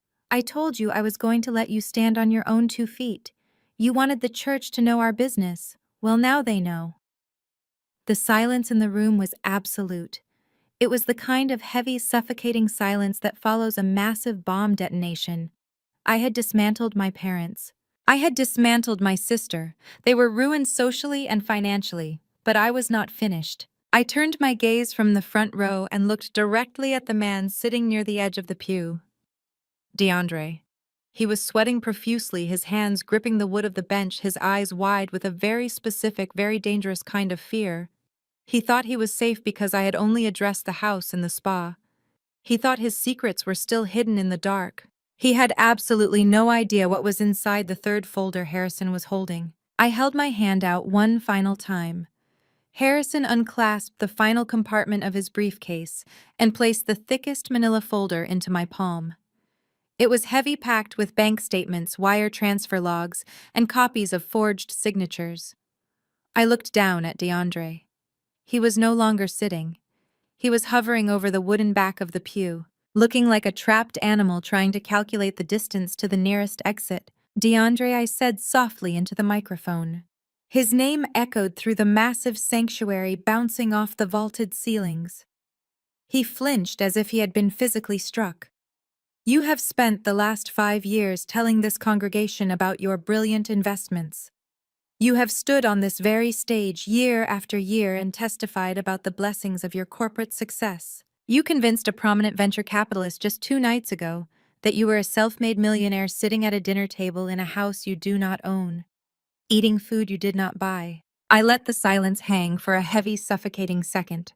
But real millionaires do not need to steal from their wives to pay their bills. The congregation gasped again, but this time it was sharper, laced with genuine, visceral outrage. In this community, flaunting wealth was respected, but stealing from family was a cardinal sin. DeAndre's face contorted into a mask of pure, desperate panic. "Chloe, shut your mouth!" he barked, his voice cracking wildly as it echoed through the silent room. He looked around at the judgmental faces suddenly closing in on him. He pointed a shaking finger at me. "She is making this up. She is a bitter, lonely woman trying to destroy my marriage because she is jealous. Do not listen to her. Pastor, you have to stop this." I ignored his frantic pleas. I opened the folder and pulled out a thick stack of spreadsheets, holding them up to the bright stage lights. This is a certified forensic accounting report, finalized just this morning by one of the top financial investigation firms in Atlanta. I announced, my voice steady and unwavering. Since I am the sole managing member of the LLC that operates Zenith Aesthetics, I recently initiated a full comprehensive audit of our corporate accounts. For the past 14 months, DeAndre has been systematically embezzling money from the spa payroll. I turned slightly to Pastor Jenkins, who was still gripping the pulpit, his eyes wide with horror. I handed him a summary page. "Pastor, you can read the transactions yourself." DeAndre created dummy vendor accounts. He generated fake invoices for expensive laser equipment and aesthetic supplies that were never ordered and never delivered. He then wired the spa revenue directly into a private offshore account he controls. In total, he stole over $120,000 of operating funds. Funds that I had personally injected into the business to keep his wife's employees from bouncing their rent checks. A low, angry murmur swept through the pews. Jasmine let out a choked, strangled noise. She grabbed her own hair. Her perfectly styled curls instantly ruined her eyes wide with sheer, unadulterated disbelief. She snapped her head toward DeAndre, waiting for him to aggressively deny it, waiting for him to tell her it was a misunderstanding or a simple accounting error. But DeAndre could not look at her. He was staring blindly at the carpet, his jaw clenched so tightly a muscle twitched in his cheek, sweat pouring down his temples and soaking the collar of his expensive burgundy shirt. But the theft is not even the most tragic part of this story. I continued, my voice cutting through the thick tension in the room like a surgical scalpel. The real tragedy is what he chose to do with the money he stole from his own family. I reached back into the folder and pulled out a glossy 8x10 photograph along with a stack of leasing documents. "Jasmine, you spent Thanksgiving dinner bragging about your perfect marriage. You laughed in my face when you locked me out in a freezing sandstorm, thinking you had won the ultimate prize in life. But while you were playing the role of the wealthy, untouchable CEO, your husband was using my money to fund a completely separate life." I held the photograph high in the air. Though only the front rows could truly make out the image, the implication was already settling heavily over the room. It was a picture of a brand new Mercedes-Benz parked in the circular driveway of a luxury high-rise building in Midtown Atlanta. "DeAndre took the money he stole from your business and used it to sign a lease on a penthouse apartment across town," I declared, my words dropping like anvils onto the VIP section. "He also purchased this luxury vehicle in cash. Both the apartment and the car are legally registered in the name of a 24-year-old cocktail waitress named Kiara." A collective deafening shriek went up from the choir behind me. Several women in the front row physically covered their mouths, shaking their heads in absolute visceral disgust. The murmurs turned into loud, furious exclamations. The scandal was complete and absolute. Jasmine's face went completely slack. The arrogant, untouchable smirk she had worn for her entire life simply melted away, leaving behind a hollow, devastated shell. The realization hit her with the sheer force of a physical blow. The money was gone. The business she loved to brag about was a total sham. And the husband she had used as a trophy to taunt me for years had been actively humiliating her in the most degrading way possible. Her legs gave out completely. She could not hold her own weight. Jasmine dropped heavily to her knees, right there in the VIP pew, the expensive shimmering fabric of her emerald gown pooling around her on the floor like a collapsed parachute. She buried her face in her hands and began to wail. It was not the fake performative crying she had done on the Facebook video the day before. It was a deep, guttural, agonizing sound of total and absolute devastation. My parents were completely paralyzed. My mother, who had spent her entire life judging the women in the church for their family scandals, was now the epicenter of the greatest scandal Greater Zion Fellowship had ever witnessed. She slumped sideways into the pew, completely unresponsive, her wide-brimmed royal blue hat sitting askew on her head. She stared blankly at DeAndre as if he had just transformed into a monster right in front of her. My father was gripping the back of the wooden pew, his knuckles stark white, his mouth opening and closing repeatedly without any sound coming out. He looked down at his sobbing daughter, Then down at the fake $10,000 check, lying abandoned on the floor, realizing that his fake empire had just cost him the only person who had actually kept him afloat. Their perfect, curated family aesthetic was annihilated. The social status they had literally sold their souls to protect was reduced to ashes in less than 5 minutes. The public humiliation, the sudden realization that his entire life was over, was finally too much for DeAndre to bear. The mask of the smooth, sophisticated businessman completely shattered, revealing the desperate, violent fraud underneath. He could not argue with the documents. He could not lie his way out of the mistress. The only option his panicked brain could process was violence. He let out a furious roar, a sound of pure, unadulterated rage that ripped through the sanctuary. He shoved past my father, hitting the older man so hard my father stumbled back into the wooden bench. DeAndre lunged out of the pew and sprinted directly toward the stage. "I am going to kill you!" DeAndre screamed. His face twisted in absolute fury, spit flying from his lips. He charged up the carpeted steps, his fists clenched, his eyes locked entirely on me. He wanted to destroy the person who had stripped him of his power. The congregation screamed in terror. People scrambled out of the nearby pews trying to get out of the way. Pastor Jenkins shouted something unintelligible and stumbled backward, knocking over a brass microphone stand that crashed loudly onto the stage floor. But I did not flinch. I did not scream. I did not take a single step backward. I stood perfectly still, my hands resting lightly on the cool edges of the acrylic podium. My expression completely unchanged because I knew exactly what was about to happen. Before DeAndre's foot could even hit the top step of the stage, my two massive security contractors moved with terrifying practice speed. They did not hesitate and they did not hold back. The guard on my right stepped forward, dropping his shoulder, and drove his entire body weight directly into DeAndre's chest. The impact sounded like two cars colliding. DeAndre's forward momentum was instantly halted. He was lifted entirely off his feet and slammed violently backward onto the carpeted stairs. Before DeAndre could even process the impact, the second guard descended on him. He grabbed DeAndre's right arm, twisting it sharply behind his back in a brutal joint lock. In less than 3 seconds, the physical threat was completely and utterly neutralized. DeAndre was pinned face down against the hard steps, groaning in sudden agony, his cheek smashed roughly into the red carpet. The first guard pressed a heavy, unforgiving knee firmly between DeAndre's shoulder blades, holding him entirely immobile against the floor. "Stay down," the guard commanded. His voice was cold, flat, and professional, echoing cleanly through the chaotic, screaming sanctuary. DeAndre thrashed for a split second, his legs kicking out as he tried to break free from the hold, but the second guard applied a fraction more pressure to his twisted arm. A sharp, loud yelp of pain ripped from DeAndre's lips. He finally stopped moving, panting heavily, his expensive burgundy blazer wrinkled and twisted around his shoulders. He lay there, utterly defeated. Pinned to the floor of the church in front of 4,000 horrified spectators, I looked down at him from the podium.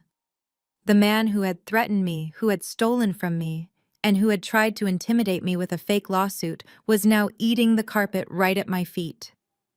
The congregation was in an absolute uproar, a cacophony of shouts, crying, and disbelief.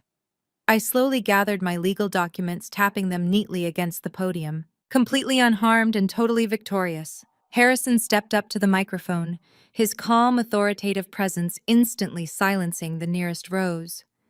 He announced that if the family wanted to avoid having the police called for assault and battery, they would leave the premises immediately.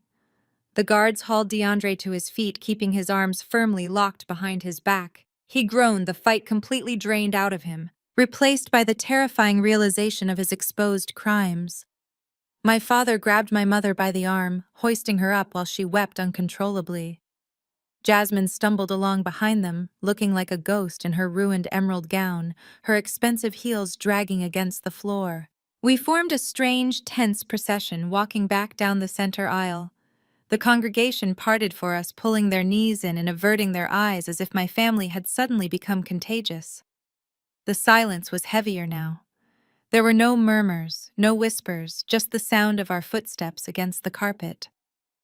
I walked a few paces behind my family, Harrison at my side, feeling the cool, Refreshing air of the foyer hit my face as the heavy wooden doors swung open. We stepped out into the brilliant, cloudless Sunday morning. The contrast between the bright, warm sunlight and the absolute darkness of my family's ruin was poetic. The air smelled of pine and fresh pavement, a stark departure from the suffocating perfume and cologne that usually masked their presence. But the spectacle was far from over. I had choreographed this entire morning down to the minute, and the final act was already waiting on the asphalt. The VIP section of the church parking lot was situated directly at the bottom of the grand stone steps reserved exclusively for the pastor, the elders, and the highest donors. When my parents and sister reached the pavement, they stopped dead in their tracks. Jasmine let out a sharp, breathless gasp, her hands flying to her mouth. DeAndre, still firmly held by my security detail, strained his neck to look, his eyes bulging from their sockets. Two massive heavy-duty tow trucks were idling loudly in the VIP spaces, their amber hazard lights flashing rhythmically against the pristine brick exterior of the church. One driver was actively hooking heavy steel chains to the front axle of Jasmine's pristine white Range Rover. The second driver had already secured DeAndre's custom matte black Porsche Panamera and was operating the hydraulic lift, hoisting the rear tires of the expensive sports car into the air. "Hey," DeAndre screamed, struggling uselessly against the grip of the guards. "Put that down. That is my car. You cannot do this. You have no right to touch my property." The tow truck driver, a burly man in a neon orange safety vest, did not even look up from his control panel. He just pointed a grease-stained thumb toward me, chewing casually on a toothpick. "Actually, they can," I said, walking slowly down the stone steps until I was standing level with them on the asphalt. "You see, DeAndre, those vehicles were never yours. They were leased under the Zenith Aesthetics corporate account. You used my company's credit profile to secure the financing because your personal credit score was destroyed years ago. Since you are both currently facing eviction and massive legal liability, I instructed my financial team to officially terminate those commercial leases on Friday afternoon. I also provided the recovery agency with your exact Sunday schedule. I figured the church parking lot would be the most convenient place for the pickup, ensuring you would not try to hide the assets." Jasmine stared at the Range Rover as it was yanked backward onto the flatbed with a loud metallic clank. "That is my car!" she sobbed, her voice weak and broken, stripped of all its usual arrogance. "I need that car. How am I supposed to get home? How am I supposed to go anywhere?" "You are a highly successful independent CEO, Jasmine," I replied, my voice completely devoid of pity. "I am sure a woman of your vast bootstrapped resources can afford a premium rideshare, or perhaps DeAndre can carry you." But the repossession operation was merely the opening act of the parking lot finale. Standing a few yards away, leaning casually against the polished hood of a sleek black town car, was a man my family recognized instantly. He was dressed in an immaculate charcoal suit, checking his platinum wristwatch with an air of mild, detached impatience. It was Arthur Sterling, the billionaire venture capitalist, the man my family had spent their entire Thanksgiving dinner trying to impress. The man they believed was going to hand them millions of dollars to expand their fake empire and save them from their impending financial doom. As we approached the bottom of the steps, Mr. Sterling pushed himself off his car and walked directly toward us. My father instinctively tried to straighten his posture, desperately attempting to salvage whatever shred of dignity he had left. He reached up futilely, trying to smooth his disheveled gray hair, slapping on a fake, terrified smile that made him look completely unhinged. "Arthur," my father stammered, stepping forward with his hand outstretched. "What a surprise to see you here. Please excuse the commotion. We are just dealing with a minor family dispute, a slight misunderstanding with some leased vehicles. It is nothing we cannot handle." Mr. Sterling did not take my father's hand. He did not look at my mother, who was hyperventilating against a concrete planter. He did not look at Jasmine, who was currently weeping openly on the pavement, and he barely spared a glance for DeAndre, who was still pinned by the security guards. Instead, Mr. Sterling walked directly past all of them and stopped squarely in front of me. He extended his hand, his eyes bright with genuine professional respect. "Chloe," he said, his voice warm and highly engaging, "it is an absolute pleasure to finally meet you in person. I shook his hand firmly, projecting the exact executive presence I used in boardrooms across the country. The pleasure is mine, Mr. Sterling. I appreciate you taking the time out of your Sunday morning to be here. I know your schedule is incredibly demanding. My parents stared at the two of us, their mouths hanging open in total unadulterated shock. The venture capitalist, the man they had worshipped as a literal god of wealth, was speaking to their invisible daughter as an equal. The hierarchy they had enforced for my entire life was being dismantled right in front of their eyes. Harrison stepped forward, offering Mr. Sterling a professional nod. "Everything is in order, Arthur. I assume you reviewed the files I sent over on Friday afternoon." "I did, Harrison." Mr. Sterling replied, his expression turning deadly serious as he adjusted his suit jacket. He looked back at me. "I want to personally thank you, Chloe. Your attorney reached out to my office on Friday. He provided me with the full forensic accounting report regarding Zenith Aesthetics, as well as the certified legal documentation regarding your total ownership of the LLC and the residential properties." Mr. Sterling finally turned to look at my father. The polite warmth in his eyes completely vanished, replaced by the ruthless, predatory glare of a man who destroyed failing companies for a living. The air temperature between them seemed to drop 10 degrees. "Thomas," Mr. Sterling said, his voice dripping with absolute freezing contempt, "you sat at my Thanksgiving table and fed me a fairy tale. You presented your daughter Jasmine as a brilliant entrepreneur, and your son-in-law as a financial prodigy. You were actively preparing to pitch me a $2 million investment strategy based entirely on assets that belong to your other daughter. You were attempting to leverage her wealth to steal my capital." "That is not true," my father pleaded, stepping forward, his hands raised in a desperate begging gesture. "Arthur, please, you have to understand the context. Chloe is unwell. She is trying to sabotage us out of spite. We can still make the deal work. We have other assets. We have the house. We can use the house as collateral." "You do not own the house, Thomas," Mr. Sterling snapped, shutting my father down instantly. The sharp crack of his voice made my mother flinch. "Chloe's legal team provided me with the deed and the notice of default. You own absolutely nothing. You are a fraud. Your entire family is a carefully constructed lie, designed to extract money from legitimate investors." Jasmine let out another wail, burying her face in her hands, her shoulders shaking violently. DeAndre had stopped struggling entirely. He just hung his head, staring at the asphalt, realizing that the ultimate prize, the venture capital money he had been banking on to cover his embezzled tracks and fund his mistress, was completely gone. The walls had entirely closed in. "I do not take kindly to people wasting my time," Mr. Sterling continued, stepping closer to DeAndre. "But I take it even less kindly when people attempt to solicit investments from my firm under fraudulent pretenses. In my industry, we do not just walk away from con artists. We make a very loud, very public example of them." Mr. Sterling reached into the inner pocket of his tailored suit jacket and pulled out a thick, sealed white envelope. He held it out. When DeAndre refused to take it, his arms still firmly held by the guards, Mr. Sterling simply shoved the heavy envelope into the front breast pocket of DeAndre's wrinkled burgundy blazer. "Consider yourself served," Mr. Sterling said coldly, stepping back. "My legal team filed the paperwork first thing Friday evening. I am officially suing you, your wife, and your father-in-law for fraud, misrepresentation, and attempting to solicit investments under false pretenses. I will be seeking massive compensatory damages for the time and resources my firm wasted reviewing your fake portfolio. I am going to freeze every single bank account associated with your names by Monday morning.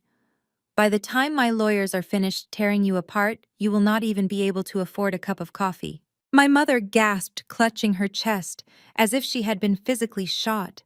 She leaned against my father, her legs trembling so violently she nearly collapsed. "Harold," she cried, her voice high, thin, and panicked. "Harold, what are we going to do? We do not have any money to fight a billionaire. We do not have anything." My father just stared at the white envelope sticking out of DeAndre's pocket, his eyes wide and terribly vacant. The reality of his situation had finally crushed the last remaining ounce of his ego. He was not just broke.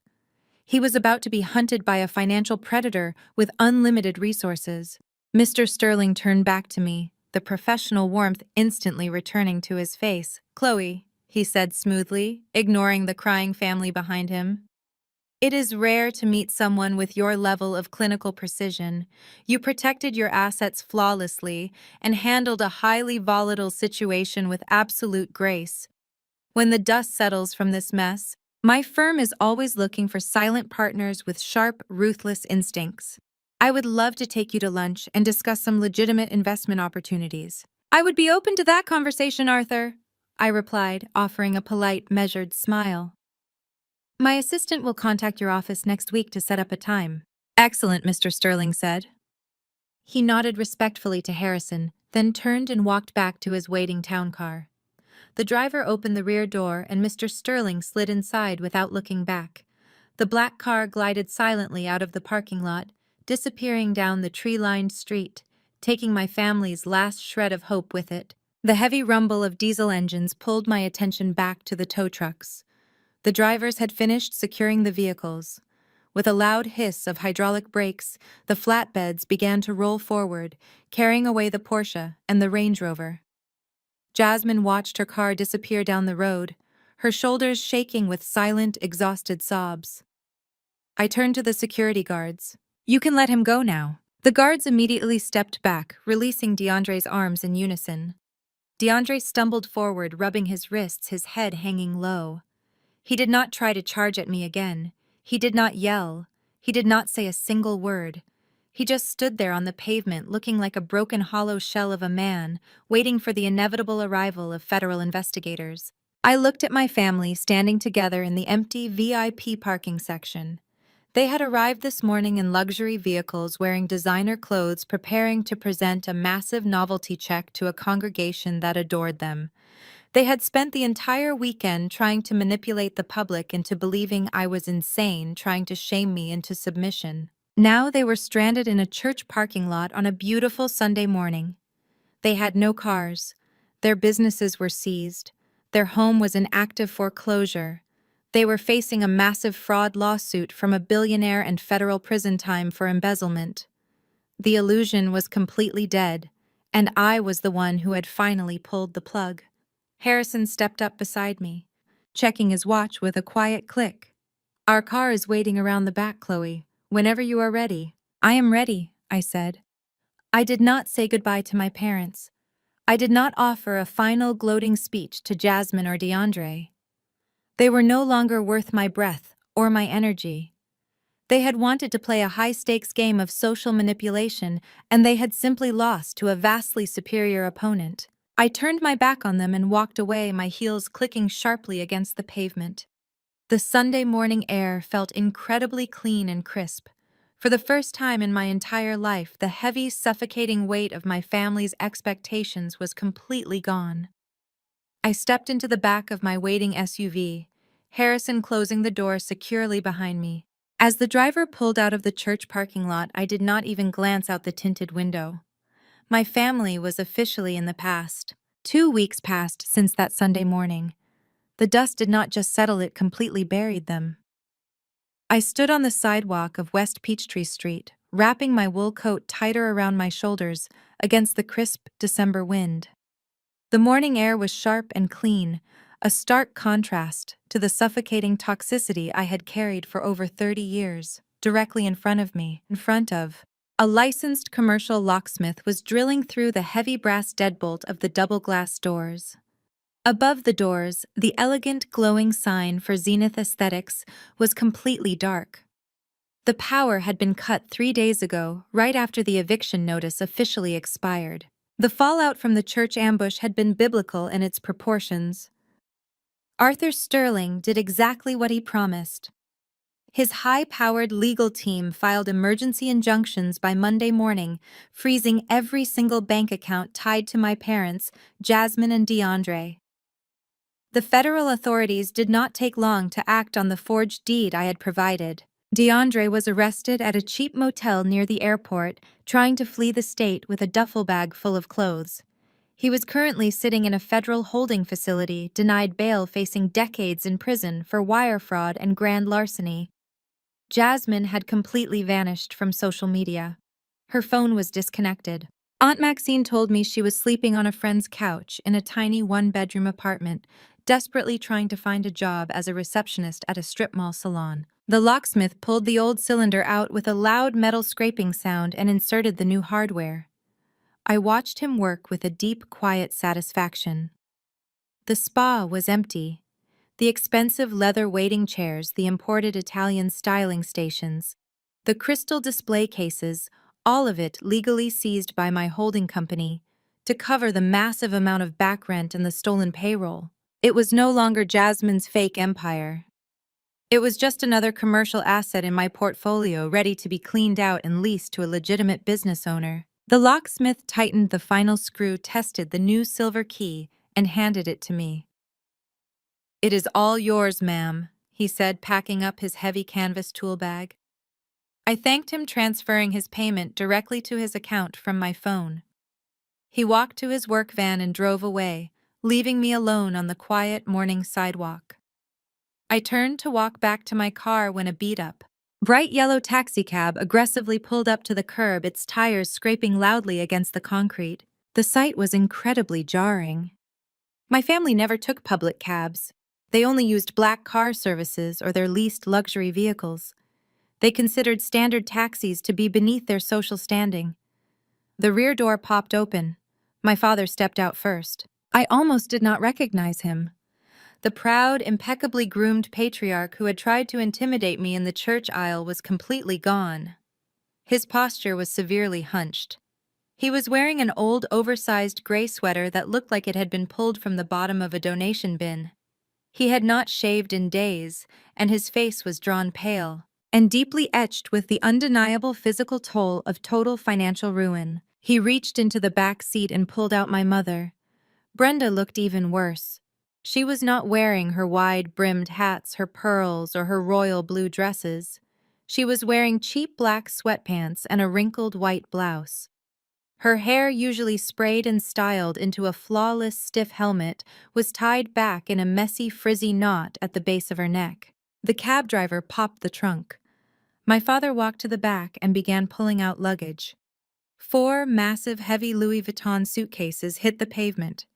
It was a perfectly absurd visual. They were standing on the street corner looking like vagrants, but they were dragging thousands of dollars worth of empty designer leather. They paid the driver with a handful of crumpled cash, and the cab sped away, leaving the smell of exhaust in the cold air.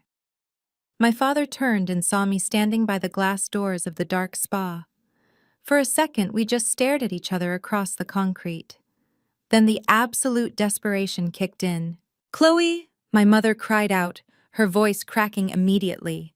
She abandoned her heavy suitcase and practically sprinted down the sidewalk toward me. "Chloe, thank God you are here. We tried to call your lawyer, but his office will not take our calls. We did not know where else to find you.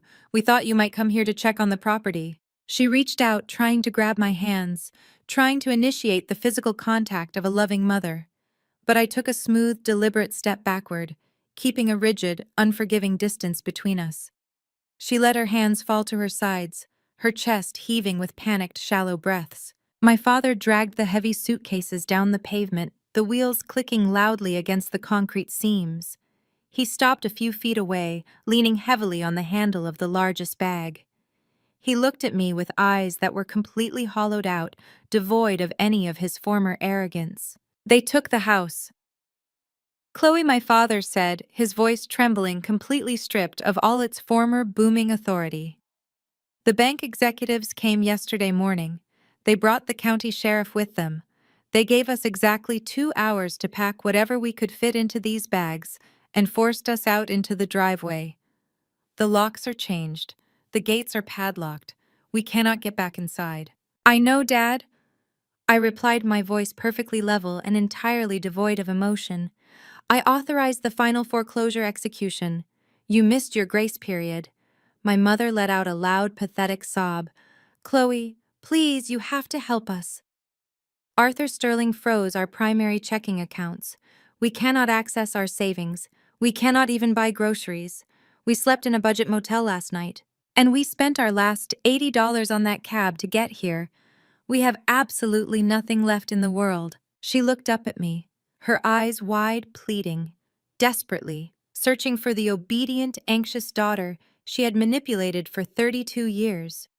She was searching for the girl who used to write checks just to buy a fraction of her approval. "You have that big condo downtown," my father interjected, trying to inject a tiny ounce of his old demanding tone into the conversation, though it sounded incredibly weak and pathetic. "The one with the guest bedrooms. We just need to stay with you for a few weeks. Just until we can figure this out. Just until we can talk to the lawyers and get the accounts unfrozen and clear up this massive misunderstanding, we can put the suitcases in your trunk right now." They were not apologizing. They were not taking accountability for the lies, the financial abuse, or the public humiliation they had tried to inflict on me. They were simply looking for a new host to attach themselves to. They had drained the mansion, they had drained the spa, and now they wanted to move into my private sanctuary and drain my peace. I looked at the massive Louis Vuitton suitcases. I looked at the dark, empty spa behind me. And I looked at the two people who had stood by and let my sister lock me out in a freezing sandstorm because my coat was not designer enough for their fake aesthetic. "Mom," I said, keeping my voice incredibly soft and dangerously calm. "Dad, I want you to listen to me very carefully, because this is the absolute last time I am ever going to speak to you." They both froze, their eyes fixed on my face, waiting for the lifeline they felt completely entitled to. "I do not have a guest bedroom for you," I stated clearly, enunciating every single word. "I do not have a couch for you. I do not have $1 for you. You are not moving into my home today, tomorrow, or ever." "Chloe, you cannot do this!" My mother shrieked, the panic escalating into pure, unfiltered hysteria. "We are your parents. You cannot leave us on the street like dogs. We gave you life. We raised you. You owe us." "I owe you absolutely nothing," I shot back, my voice finally hardening into pure steel. "I paid my debt to this family 10 times over. I bought your house. I funded your lifestyle. I kept you from bankruptcy 5 years ago. And how did you repay me? You used my money to pretend you were better than me. You let Jasmine humiliate me. You went on Facebook and told 4,000 people I was a mentally unstable criminal. That was a mistake." My father stammered, tears actually welling up in his eyes, spilling over his wrinkled cheeks. "We were just scared. We were trying to protect the family image." "The family image," I repeated, shaking my head in utter disgust. "The family image was always more important to you than your actual daughter. You wanted to play the role of the wealthy, untouchable elites. Well, congratulations. You are finally experiencing the real consequences of the real world. You are broke." My father took a desperate step forward, his hands shaking violently. "Chloe, please, I am begging you. It is the holiday season. We have nowhere to go. We are family." I looked him dead in the eye. I remembered the freezing wind. I remembered the heavy oak door slamming in my face. I remembered the exact words my sister had whispered, and the accidental text message my father had sent confirming my absolute exclusion from their circle. I reached into my pocket and pulled out my car keys. "No, Dad," I said, my voice dropping to a harsh, icy whisper that cut through the cold morning air like a surgical blade. "Do you not get the hint?" My parents stared at me, completely paralyzed, as their own profound cruelty was reflected right back at them. "This year is for family only," I said, repeating the exact phrase that had triggered the collapse of their entire world. "And you made it perfectly clear that I am not family." My mother let out a gut-wrenching scream, dropping to her knees on the dirty sidewalk, burying her face in her hands, as the reality of her situation finally crushed her. My father just stood there, his jaw trembling, his eyes wide with the horrifying realization that the bridge was not just burned, it was entirely vaporized. There was no manipulation left to use. There was no guilt trip that would work. I was completely permanently immune to them. I turned my back on them and walked toward my car, parked at the end of the block. I did not walk fast. I did not run. I walked with the slow, measured pace of a woman who had absolutely nothing to run from anymore. "Chloe," my father yelled one last time, his voice echoing off the brick buildings. I did not turn around. I unlocked my car, opened the door, and slid into the quiet leather interior. The engine purred to life with a smooth, powerful hum. I pulled the gear shift into drive and slowly pulled away from the curb. I looked in my rearview mirror one last time. Thomas and Brenda were shrinking in the distance. They were just two small broken figures standing on a cold sidewalk, surrounded by heavy, useless luxury luggage, sobbing outside the dark locked doors of an empire that never actually belonged to them. I pressed my foot down on the gas pedal. The car accelerated smoothly, merging into the morning traffic. I turned on the radio, feeling the warm air from the heater wash over my face. I drove away, leaving them on the curb, leaving them to the absolute ruins of their own making, and I drove forward into a life that was finally completely and unapologetically mine. 6 months have passed since that cold December morning on the sidewalk. Time has a funny way of clarifying the truth once the noise of toxic people is finally removed from your life. My business empire has continued to expand, unburdened by the constant, exhausting financial bleed of sustaining my family's illusions. I partnered with Arthur Sterling on a massive commercial development project in downtown Atlanta, and we are breaking ground next week. My life is quiet, my portfolio is thriving, and most importantly, my mind is completely at peace. The same cannot be said for the people I left behind on that curb. The justice system moved with a terrifying mechanical efficiency when it came to DeAndre. The federal prosecutors did not offer him a lenient plea deal. The evidence was too overwhelming, the forged deed too perfectly documented, and the wire fraud too cleanly traced. DeAndre is currently sitting in a federal penitentiary outside of Atlanta serving a mandatory 7-year sentence. The venture capital lawsuit completely bankrupted him before the criminal trial even started. And Kiara, the 24-year-old cocktail waitress he sacrificed everything to impress, abandoned the Midtown apartment the second the luxury cars were repossessed. She did not even show up to his sentencing hearing. He sits in a concrete cell, entirely stripped of his designer suits and his arrogant smirk, left with absolutely nothing but the harsh reality of his own greed. Jasmine's fall from grace was perhaps the most poetic. The self-proclaimed CEO and bootstrapped mogul was forced to actually enter the workforce she loved to brag about conquering. With her assets frozen, her credit destroyed, and her reputation in the Atlanta beauty industry completely radioactive, no high-end salon would even look at her resume. She is currently working as a junior stylist at a discount strip mall salon in a neighboring county, sweeping up hair clippings and dealing with walk-in clients.